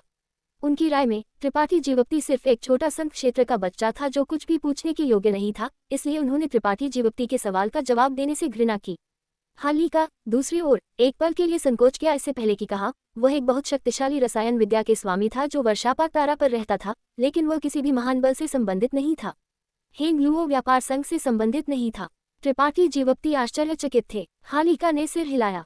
वर्षापात तारा पर रहना लेकिन हेंग लुओ व्यापार संघ के अधिकार क्षेत्र में नहीं, केवल एक ही स्पष्टीकरण हो सकता था। हेंग लुओ व्यापार संघ उसे आसानी से नाराज करने की हिम्मत नहीं करता था। हालांकि व्यापार संघ ने उसके साथ कुछ समझौते किए हैं। हम उसे रसायन कला के लिए जड़ी बूटियों की आपूर्ति करेंगे और उसे 3000 किलोमीटर का क्षेत्र देंगे। इन जड़ी बूटियों से परिष्कृत सभी गोलियां हमारे व्यापार संघ की होंगी। मुफ्त श्रम। त्रिपाठी जीवप्ती की भौं उठी। ये सोच रहा था कि यह रसायन कला ग्रैंडमास्टर किस तरह का खेल खेल रहा था। चूंकि उसका रसायन कला कौशल इतना अच्छा था, इसलिए उसे गोलियां परिष्कृत करने के लिए इतना प्रयास खर्च करने और फिर उन्हें हेंगलुओ व्यापार संघ को मुफ्त में प्रदान करने की कोई आवश्यकता नहीं थी। वह बस अपना संप्रदाय स्थापित कर सकता था और अपनी स्थिति बढ़ाने के लिए शिष्यों की भर्ती कर सकता था। आप ऐसा नहीं कह सकते। हालांकि हमें नहीं पता कि वह व्यक्ति क्या चाहता है, हम उसकी आवश्यकताओं को पूरा करने की पूरी कोशिश करते हैं। हालांकि वह बहुत सारी गोलियां परिष्कृत करता है। हर 3 महीने में हम स्पिरिट ग्रास और स्पिरिट मेडिसिन उसे पहुंचाने और उसके द्वारा परिष्कृत गोलियों को एकत्र करने के लिए लोगों को भेजेंगे। हर बार 200 बोतल से कम नहीं होंगी, सबसे अधिक 500 बोतल होंगी। 500 बोतल, प्रत्येक बोतल में 10 गोलियां थीं, वह 5000 गोलियां थीं। 3 महीनों में 5000 गोलियां परिष्कृत करना, इस संख्या ने उपस्थित सभी रसायन विद्या के स्वामी को कांपा दिया और अपनी हीनता पर शर्मिंदा महसूस किया। उन सभी को हेंगलुओ व्यापार संघ द्वारा एक उच्च कीमत पर किराए पर लिया गया रसायन विद्या के स्वामी थे, लेकिन अगर उन्होंने 3 महीने तक खाया या सोया भी नहीं, तो भी उनके लिए 500 बोतल रसायन कला का उत्पादन करना असंभव होगा, यहाँ तक कि उसका 1/3 भी नहीं, जब तक कि वे कमंद की गोलियां परिष्कृत नहीं कर रहे थे। वह कहाँ है? त्रिपाठी जीवप्ती ने फिर पूछा। क्या छोटा भाई उसे ढूंढने जाना चाहता है? हालिका ने तुरंत उनके इरादों को समझा। क्या अब हम बस यही कर सकते हैं? त्रिपाठी जीवप्ती ने उनकी ओर देखा। हालिका ने एक पल के लिए संकोच किया, इससे पहले कि सिर हिलाया। अच्छा, मैं तुम्हें वहां ले जाऊंगा। हालांकि वह अपने दिल में बेहद अनिच्छुक था, हालिका के पास मुश्किल से सामना करने के अलावा कोई विकल्प नहीं था। त्रिपाठी जीवप्ती ने सिर हिलाया, मुड़े और बेहोश शियुए को बाहर ले जाते हुए मचान में भाग गए। हालिका के साथ एक नजर का आदान प्रदान किया, इससे पहले कि एक साथ बाहर उड़ गए। उनकी गायब होती पीठ को घूरते हुए लिन मूफेंग ने अपने होंठ सिकोड़ लिए और आह भरी, मुझे उम्मीद है कि पुराने हा का पीछा उस व्यक्ति द्वारा मेरे जैसे आधे महीने तक नहीं किया जाएगा। मध्यम आयु वर्ग की महिला ने भी एक चिंतित नजर पहनी थी, गुप्त रूप से महसूस कर रही थी कि यह मामला वास्तव में मुश्किल था। जैसे ही वे उड़े, हालिका ने संक्षेप में रहस्यमय और संकी रसायन विद्या के स्वामी को त्रिपाठी जीवप्ती को समझाया। तभी त्रिपाठी जीवप्ती को पता चला कि यह व्यक्ति खुद को जोंग आओ कहता था और लगभग 100 साल पहले वर्षापात तारा पर पहुंचा था और तब से यहीं रह रहा था। उन्होंने हेंगलुओ व्यापार संघ के साथ विभिन्न समझौते किए थे और उनका दर्जा 1 दर्जन रसायन विद्या के स्वामी से भी अधिक था। उसने हमसे एक 3000 किलोमीटर के क्षेत्र के लिए कहा और एक पहाड़ी घाटी में अपना निवास बनाया। उस पहाड़ी घाटी के अंदर उसने कई औषधि क्षेत्र तराशे हैं और कई दुर्लभ जड़ी बूटियां लगाई हैं। उसे सबसे ज्यादा नफरत तब होती है जब उसे रसायन कला का प्रदर्शन करते समय परेशान किया जाता है, इसलिए कोई भी उस पहाड़ी घाटी के पास नहीं जाता है। यहाँ तक कि हमारे व्यापार संघ के लोग भी जब उसे जड़ी बूटियां पहुंचाते हैं तो वे सख्ती से उसके निर्देशों का पालन करते हैं और केवल एक निश्चित समय पर पहुंचते हैं। हालिका को डर था कि त्रिपाठी जीवप्ती युवा और आवेगी हैं, स्वर्ग और पृथ्वी की विशालता को नहीं जानते और जल्दबाजी में जोंग आओ को नाराज करेंगे, इसलिए रास्ते में हालिका ने जोंग आओ की अद्वितीय स्थिति और स्वभाव को विस्तार से उन्हें समझाया। त्रिपाठी जीवप्ती ने जितना अधिक सुना, उनकी अभिव्यक्ति उतनी ही अजीब होती गई। उन्हें लगा जैसे वह पहले जोंग आओ के निवास पर जा चुके हैं। आधे दिन बाद हालिका ने अचानक सामने की ओर इशारा किया और कहा, क्या आप उस पहाड़ी घाटी को देखते हैं? वह जगह है जहाँ ग्रैंड मास्टर जोंग आओ रहते हैं। त्रिपाठी जीवप्ती ने आगे देखा और खुद को हंसने से नहीं रोक सके। वह पहाड़ी घाटी स्पष्ट रूप से वह जगह थी जहां उन्होंने पहले आत्मा श्रृंखलाओं का अध्ययन किया था। Episode number 1059। जब वे अभी भी पहाड़ी घाटी से 30 किलोमीटर दूर थे, हालिका रुक गया और थोड़ी देर के लिए संकोच किया, इससे पहले कि कहा, छोटे भाई, मैं यहाँ तुम्हारा इंतजार करूंगा। अगर चीजें अच्छी नहीं रही तो तुरंत निकल जाना, उलझना मत। ग्रैंडमास्टर जोंग आओ इस तरह के व्यक्ति से सबसे ज्यादा नाराज होते हैं, उसे भड़काने के परिणाम विनाशकारी होंगे। त्रिपाठी जीवप्ती ने अपनी आंखें उसकी ओर घुमाई, जिससे हालिका ने अजीब तरह से समझाया, छोटे भाई, तुम युवा हो और तुम्हारी खेती कम है। भले ही ग्रैंडमास्टर जोंग आओ गुस्से में हो, मुझे डर है कि वह तुम्हारे खिलाफ कार्रवाई करने के लिए खुद को नीचा नहीं करेंगे। लेकिन अगर मैं तुम्हारे साथ गया, मैं जानता हूँ। त्रिपाठी जीवप्ती ने उसकी चिंताओं का अनुमान लगाया और जोर नहीं दिया, बस शियुए को गले लगाया और बिजली की तरह उड़ गए। हालिका अपनी जगह पर खड़ा रहा, अपनी गर्दन को खींचा क्योंकि उसने आगे घूर दिया। उसका दिल चिंता से भरा हुआ था, ये सोच रहा था कि क्या त्रिपाठी जीवप्ती की यात्रा सुचारू रूप से चलेगी या क्या उन्हें जोंग आओ द्वारा पीटा जाएगा। 30 किलोमीटर, पलक झपकते ही त्रिपाठी जीवप्ती पहुंच गए थे। सीधे महल के बाहर पहुंचकर त्रिपाठी जीवप्ती ने चिल्लाया, वरिष्ठ, मेरे परिवार के स्वामी को एक बड़ा संकट आया है और वर्तमान में बेहोश है। मैंने सुना है कि वरिष्ठ वर्षापात तारा पर सर्वश्रेष्ठ रसायन विद्या के स्वामी है, इसलिए मैं यहाँ वरिष्ठ से मेरे परिवार के स्वामी का इलाज करने के लिए पूछने आया हूँ। मुझे उम्मीद है कि वरिष्ठ उनकी स्थिति का निदान करने में मदद कर सकते हैं। महल के अंदर शांति थी, लेकिन त्रिपाठी जीवप्ती अंदर से आने वाली जीवन की आभा को महसूस कर सकते थे। जोंग आओ नाम का रसायन विद्या के स्वामी वास्तव में अंदर था, लेकिन कोई प्रतिक्रिया नहीं थी। त्रिपाठी जीवप्ती ने एक पंक्ति में 3 बार पुकारा, लेकिन परिणाम अभी भी वही था। दूर, हालिका का दिल लगभग उसके गले में उछल गया क्योंकि उसने गुप्त रूप से फैसला किया कि अगर जोंग आओ गुस्से में बाहर निकलता है तो वह तुरंत भाग जाएगा, बिल्कुल नहीं रहेगा। महल के बाहर त्रिपाठी जीवक्ति चिंतित होकर इंतजार कर रहे थे। स्वामी का हमेशा मिजाज होता था, ये कुछ ऐसा था जिसे त्रिपाठी जीवक्ति समझ सकते थे, इसलिए उन्होंने लापरवाही से काम नहीं किया। यहाँ तक कि हालिका और लिन मू फैंग भी इस जोंग आओ से डरते थे, इसलिए एक छोटे द्वितीय कोटि संत कृषक के रूप में अगर उन्होंने उसे नाराज कर दिया तो उनका अंत निश्चित रूप से अच्छा नहीं होगा। जैसे त्रिपाठी जीवक्ति ने शिव युए को अपनी बाहों में पकड़ा और बाहर खड़े रहे, सम्मानपूर्वक जोंग आओ के जवाब का इंतजार कर रहे थे।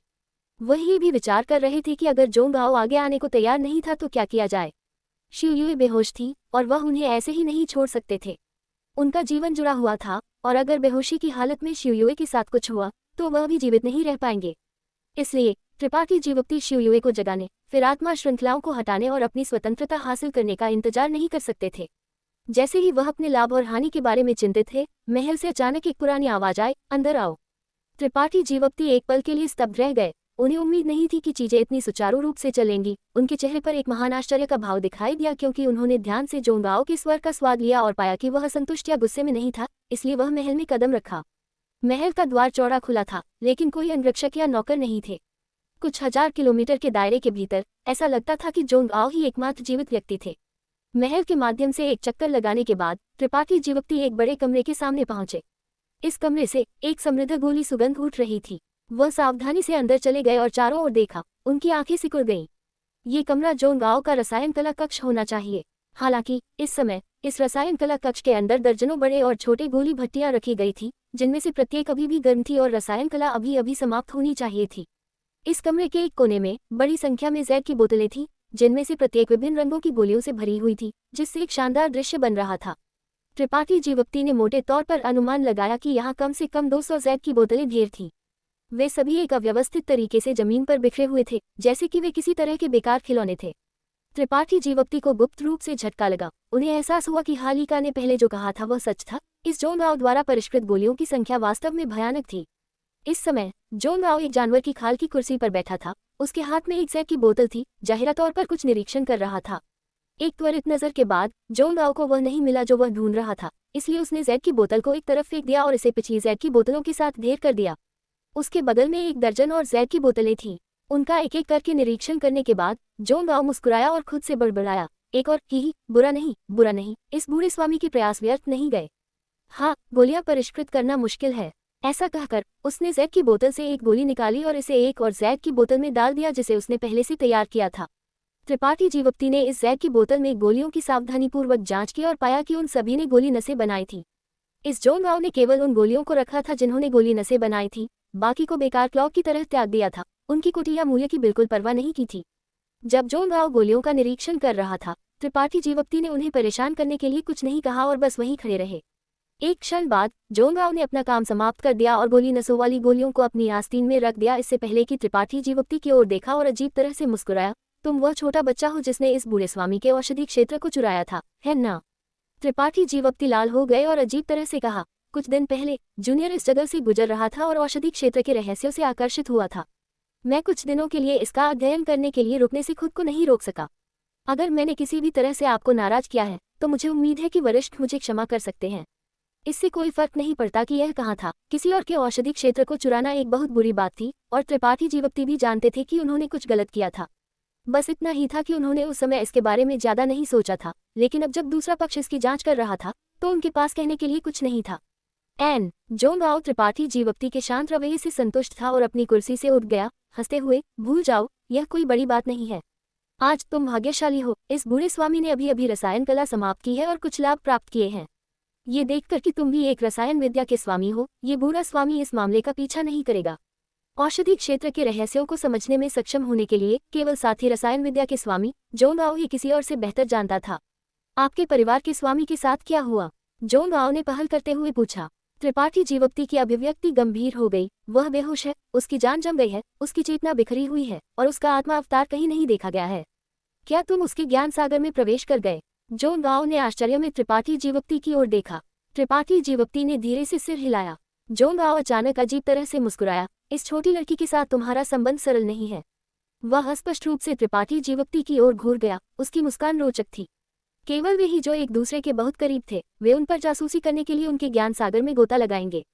अगर त्रिपाठी जीवक्ति वास्तव में शिव युए के अंगरक्षक थे तो उनके लिए ऐसा करने की हिम्मत करना असंभव होता। जोंग आओ एक बूढ़ा और अनुभवी व्यक्ति था, तो वह इसे कैसे नहीं देख सकता था। त्रिपाठी जीवप्ती ने इससे इनकार नहीं किया और बस कहा, कृपया मेरी मदद करें वरिष्ठ। जोंग आओ ने तिरस्कार से अपने होंठ सिकोड़ लिए। हाल ही का तुम्हारे पीछे पीछे आया, इस छोटी लड़की का दर्जा कम नहीं है क्या? वर्षापात तारा पर अन्य रसायन विद्या के स्वामी असहाय हैं। मैंने पहले ही 1 दर्जन लोगों को जांच के लिए आमंत्रित किया है, लेकिन उनमें से कोई भी कुछ नहीं जानता। केवल रसायन कला जानने वाले बर्बाद लोगों का एक झुंड। जोंग आओ ने निर्लजता से थूक दिया। लापरवाही से त्रिपाठी जीवप्ती की ओर चला गया और शिवयुई की स्थिति को देखा। अपनी दिव्य चेतना से उसके शरीर पर झाड़ू लगाते हुए जोंग आओ की अभिव्यक्ति अचानक गरिमापूर्ण हो गई। त्रिपाठी जीवप्ती ने स्पष्ट रूप से महसूस किया कि जोंग आओ की दिव्य चेतना थोड़ी मजबूत हो गई थी, जैसे कि उसने कुछ खोजा हो। ये देखकर त्रिपाठी जीवप्ती ने भी अपनी सांस को रोक लिया और इंतजार किया। जोंग आओ की अभिव्यक्ति उतार चढ़ाव हुई, संकोच, उत्साहित और यहाँ तक कि पागल भी। उसकी आंखें चौड़ी और चौड़ी होती गई क्योंकि उसने बड़बड़ाया, छोटे बच्चे, क्या इस छोटी लड़की को गहन सूरजमुखी जल से नुकसान पहुंचाया गया था? उसका स्वर थोड़ा अनिश्चित था, जाहिर तौर पर बहुत अभिमानी होने की हिम्मत नहीं कर रहा था। फिर भी त्रिपाठी जीवप्ती खुद को थोड़ी प्रशंसा महसूस करने से नहीं रोक सके। पहले 1 दर्जन रसायन विद्या के स्वामी सभी एकत्र हुए थे और शिवयुई की लंबे समय तक जांच की थी, लेकिन फिर भी ये पता नहीं लगा पाए थे कि उनके साथ क्या हुआ था। लेकिन जोंग आओ वास्तव में एक नज़र में समस्या की जड़ को देखने में सक्षम था। ये स्पष्ट था कि जोंग आओ एक वास्तविक विशेषज्ञ था। मजबूती से सिर हिलाते हुए, हाँ, क्या ये वास्तव में गहन सूरजमुखी जल है? जोंग आओ ने चिल्लाया, खुद को थोड़ा भूल गया। ये गहन सूरजमुखी जल है? हाँ। जोंग आओ का चेहरा फड़क गया, अपने दिल में उत्साह को छिपाने में असमर्थ क्योंकि वह हंसा। ये वास्तव में गहन सूरजमुखी जल है। ये चीज वास्तव में मौजूद है। वह उत्साह से नाचता रहा, अंतहीन रूप से चिल्लाता रहा, इससे पहले कि अचानक अपने हाथ बाहर खींचा और एक लोहे के घेरे की तरह त्रिपाठी जीवप्ती की भुजा को पकड़ लिया। उसकी आंखें एक दिल दहला देने वाली रोशनी चमका रही थी क्योंकि उसने उत्सुकता से पूछा, छोटे बच्चे, गहन सूरजमुखी जल कहाँ है? इस बूढ़े स्वामी को जल्दी से वहां ले चलो। कृपया पहले उसे बचाएं वरिष्ठ। त्रिपाठी जीवप्ती अविचलित रहे। तुम इस बूढ़े स्वामी के साथ शर्तें बात करना चाहते हो? जोंग आओ का चेहरा ठंडा पड़ गया, स्पष्ट रूप से थोड़ा नाखुश क्योंकि उसने त्रिपाठी जीवप्ती की ओर घूर दिया। ये बूढ़ा स्वामी तुम्हें आसानी से मार सकता है, फिर भी तुम इस बूढ़े स्वामी के साथ शर्तें बात करने की हिम्मत करते हो? कृपया मुझे क्षमा करें वरिष्ठ। त्रिपाठी जीवप्ती ने दृढ़ अभिव्यक्ति के साथ कहा। जोंग आओ थोड़ा अन्यमनस्क था क्योंकि उसने अजीब तरह से त्रिपाठी जीवप्ती की ओर घूर दिया। मुस्कुराते हुए कहा, तुम्हारे पास साहस है। कई साल हो गए हैं जब किसी ने इस बूढ़े स्वामी से इस तरह बात करने की हिम्मत की है। ऐसा लगता है कि यह छोटी लड़की वास्तव में तुम्हारे लिए महत्वपूर्ण है, इतना अधिक कि तुम उसके लिए अपना जीवन त्यागने को तैयार हो।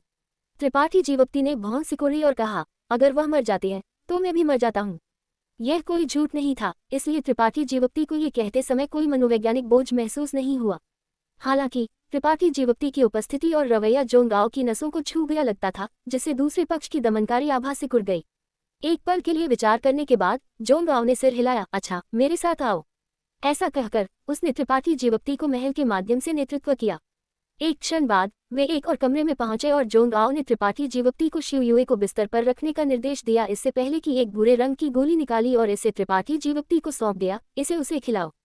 त्रिपाठी जीवप्ती ने अपना हाथ बाहर खींचा और शिवयुई का मुंह खोला, गोली को अंदर फेंकने वाला था। जोंग आओ ने अपनी आंखें घुमाई, इसे चबाओ और उसे खिलाओ। वह भी अपनी ताकत को संचारित नहीं कर सकती है। अगर तुम उसे औषधीय प्रभाव को भंग करने में मदद नहीं करते हो तो वह इसे कैसे अवशोषित कर सकती है? त्रिपाठी जीवप्ती ने आश्चर्य में जोंग आओ की ओर देखा।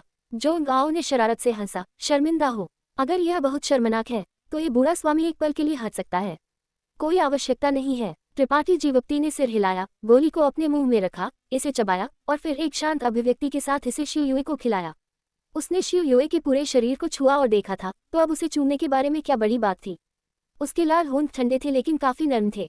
उसे गोली खिलाने के बाद त्रिपाठी जीवप्ती सीधे हो गए और बाद के स्वाद का स्वाद लेना शुरू कर दिया।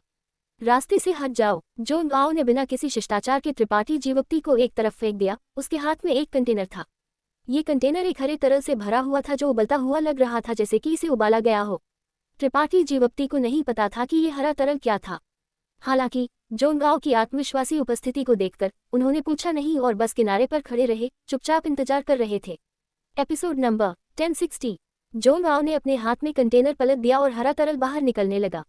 प्रत्येक बूंद बारिश के पानी की तरह साफ थी, लेकिन ऐसा लगता था कि इसमें अपनी आध्यात्मिकता थी क्योंकि यह शिवयुई के शरीर पर गिर गई और उनके रोमछिद्रों के माध्यम से उनके शरीर में प्रवेश कर गई। शिवयुई का पीला चेहरा धीरे धीरे गुलाबी हो गया क्योंकि यह तरल उनके शरीर में समा गया और उनकी दिल की धड़कन भी पहले से कहीं अधिक मजबूत हो गई। त्रिपाठी जीवप्ती ने ध्यान से देखा क्योंकि उनका दिल थोड़ा शांत हो गया। जोन गाओ में वास्तव में कुछ क्षमता थी और त्रिपाठी जीवक्ति स्पष्ट रूप से महसूस कर सकते थे कि शिव युए की स्थिति पहले से कहीं अधिक बेहतर थी। हरा तरल पूरी तरह से शिव युए द्वारा अवशोषित होने के बाद जोन गाओ 2 कदम पीछे हट गए। उनके चेहरे पर एक दर्दनाक अभिव्यक्ति दिखाई दी, जैसे कि गोली और हरा तरल दोनों उनके लिए बहुत मूल्यवान थे। वरिष्ठ, क्या वह बस ठीक हो गई? त्रिपाठी जीवक्ति ने आश्चर्य में पूछा। ठीक हो गई। जोन गाओ ने तिरछी नजर से उसकी ओर देखा और व्यंग्य किया, गहन इन सूरजमुखी जल का जहर इतनी आसानी से कैसे ठीक हो सकता है? तुम बहुत भोले हो। हालांकि गहन येन सूरजमुखी जल एक कीमती खेती का खजाना है, इसमें महान विनाशकारी गुण भी है। कोई भी साधारण व्यक्ति जो इसके संपर्क में आता है वह मर जाएगा। यहाँ तक कि एक उत्पत्ति वापसी कोटि का कृषक भी गहन येन सूरजमुखी जल की शक्ति का विरोध नहीं कर सकता है। इस छोटी लड़की की शारीरिक बनावट थोड़ी खास लगती है और जो कलाकृतियां वह पहनती हैं वे भी अत्यंत उच्च कोटि की हैं, अन्यथा वह पहले ही मर चुकी होती। अभी अभी मैंने बस उसकी जान बनाए रखी, वह 1 या 2 दिन और नहीं मरेगी। उसके बाद क्या होगा? त्रिपाठी जीवक्ति ने उत्सुकता से पूछा। कहना मुश्किल है। जोन गाओ ने धीरे धीरे सिर हिलाया। अगर तुम उसे बचाने के लिए एक गोली परिष्कृत कर सकते हो तो वह ठीक हो पाएगी, अगर तुम नहीं कर सकते तुम्हें उसका शव एकत्र करने की तैयारी करनी चाहिए। त्रिपाठी जीवक्ति पीले पड़ गए क्योंकि उन्होंने जल्दी से अपनी मुट्ठी को ऊपर उठाया और सम्मानपूर्वक कहा, वरिष्ठ, कृपया मुझे रास्ता दिखाएं। अच्छा आदमी। जोन गाओ ने अपनी भौं उठाए और जोर से हंसा। ये बूढ़ा स्वामी एक अच्छा आदमी नहीं है।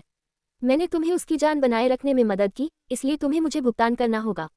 अगर तुम मुझे बता सकते हो कि गहन येन सूरजमुखी जल कहाँ है, तो ये बूढ़ा स्वामी तुम्हें बाहर निकलने का रास्ता दिखा सकता है।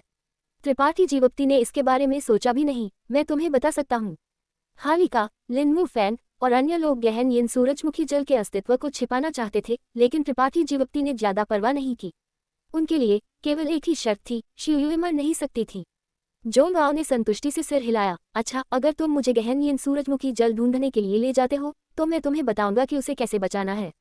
सौदा। त्रिपाठी जीवक्ति ने बार बार सिर हिलाया, एक पल के लिए सोचते हुए इससे पहले की जोड़ा, लेकिन वह जगह अब हेंगलुओ व्यापार साम के कृषकों द्वारा पहरा दिया जाता है, इसलिए हालिका और लिन मू फैंग को आपको करीब नहीं आने देना चाहिए।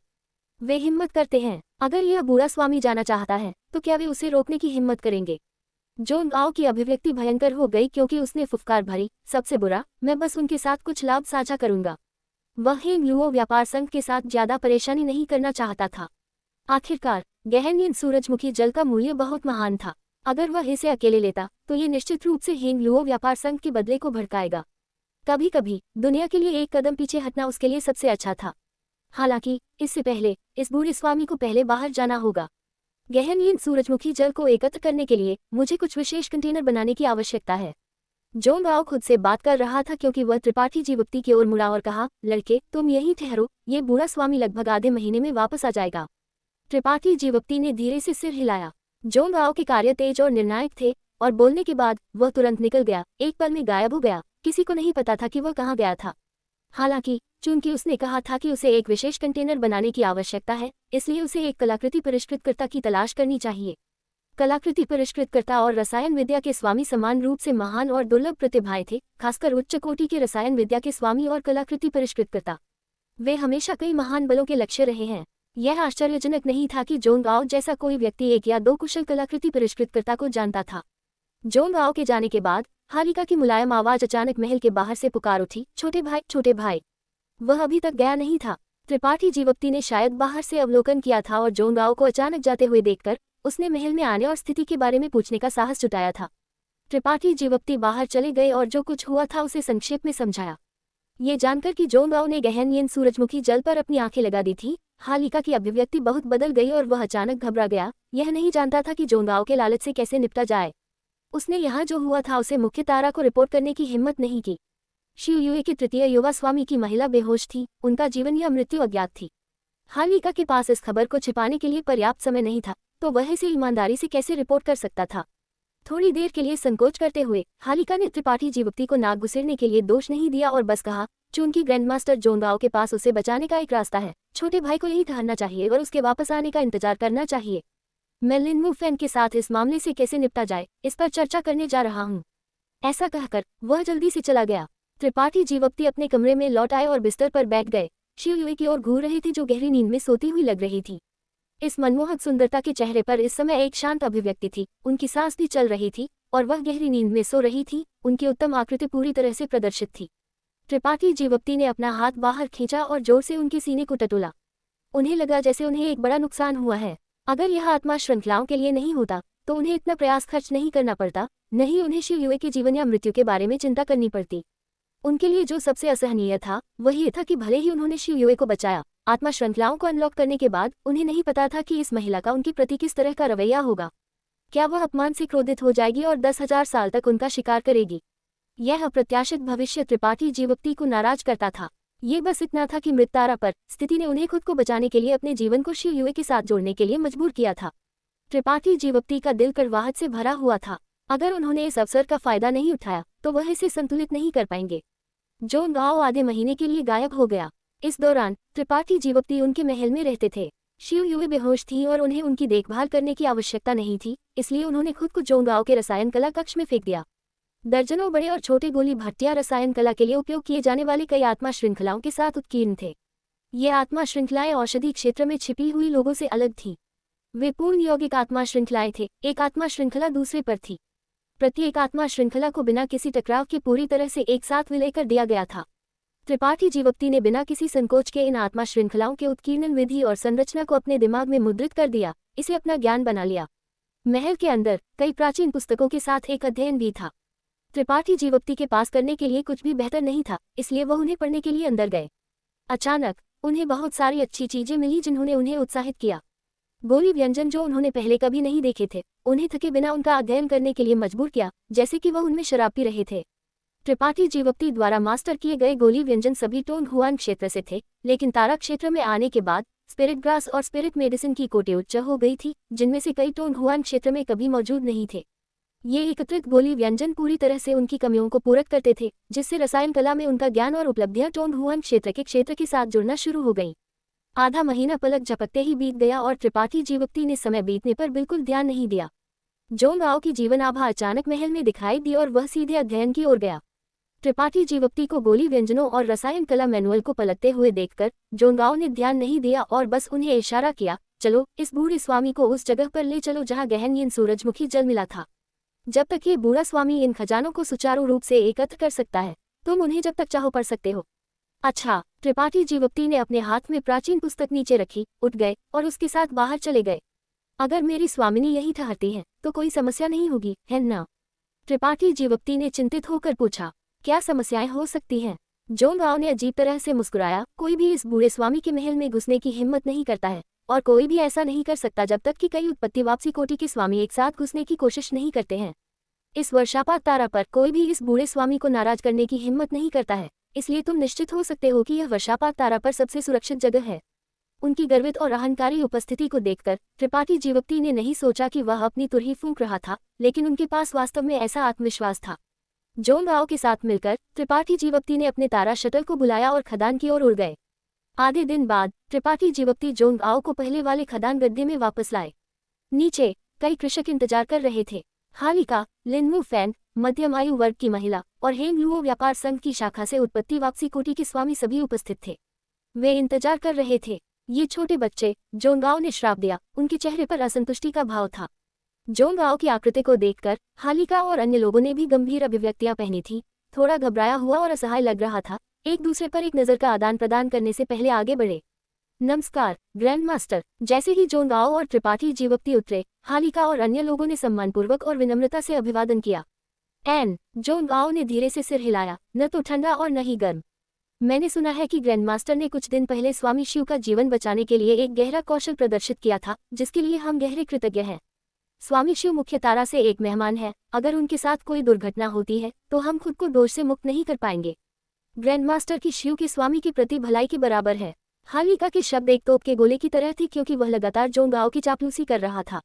लिनमू फैंग और मध्यम आयु वर्ग की महिला खुद को थोड़ा ऐंठने से नहीं रोक सकी, थोड़ा असहज महसूस कर रही थी। त्रिपाठी जीवक्ति को भी रोंगटे आ गए, क्योंकि उन्होंने हालिका को घृणा से घूर दिया। जाहिरा तौर पर यह उम्मीद नहीं थी कि वह ऐसा व्यक्ति होगा। बहुत बकवास। जोन गाओ ने अपना हाथ हिलाया और हालिका की बकवास को बाधित किया। उसकी ओर झुककर और फुफकार भरी, इस बूढ़े स्वामी की चापलूसी करने की कोशिश मत करो, ये बूढ़ा स्वामी इसे खरीदता नहीं है। हालिका अचानक शर्मिंदा देख रहा था और जारी रखने की हिम्मत नहीं कर सका। इस बूढ़े स्वामी का आज यहाँ आने का उद्देश्य क्या है? मुझे लगता है कि तुम सब जानते हो। जोन गाओ सीधे बिंदु पर गया। अगर तुम में से कोई भी मुझे रोकने की कोशिश करने की हिम्मत करता है तो इस बूढ़े स्वामी को शत्रुतापूर्ण होने के लिए दोष मत देना। हालिका की अभिव्यक्ति कड़वी हो गई क्योंकि उसने जल्दी से कहा, ग्रैंड मास्टर आप आज यहाँ क्यों आए, हम स्वाभाविक रूप से जानते हैं। ग्रैंड मास्टर अब 100 साल से वर्षापात तारा पर रहे हैं और मेरे व्यापार संघ के लिए अनगिनत गोलियां परिष्कृत की हैं, लेकिन उनके लिए कोई मुआवजा नहीं मिला है। ग्रैंड मास्टर का योगदान महान है और राष्ट्रपति एओ ने बार बार हमें ग्रैंड मास्टर के साथ हमारे सबसे सम्मानित अतिथि के रूप में व्यवहार करने, उनके सभी अनुरोधों को संतुष्ट करने और उनका उल्लंघन न करने का आग्रह किया है। जोन राव ने फुफकार भरी और कहा, लगता है कि तुम जानते हो कि तुम्हारे लिए क्या अच्छा है।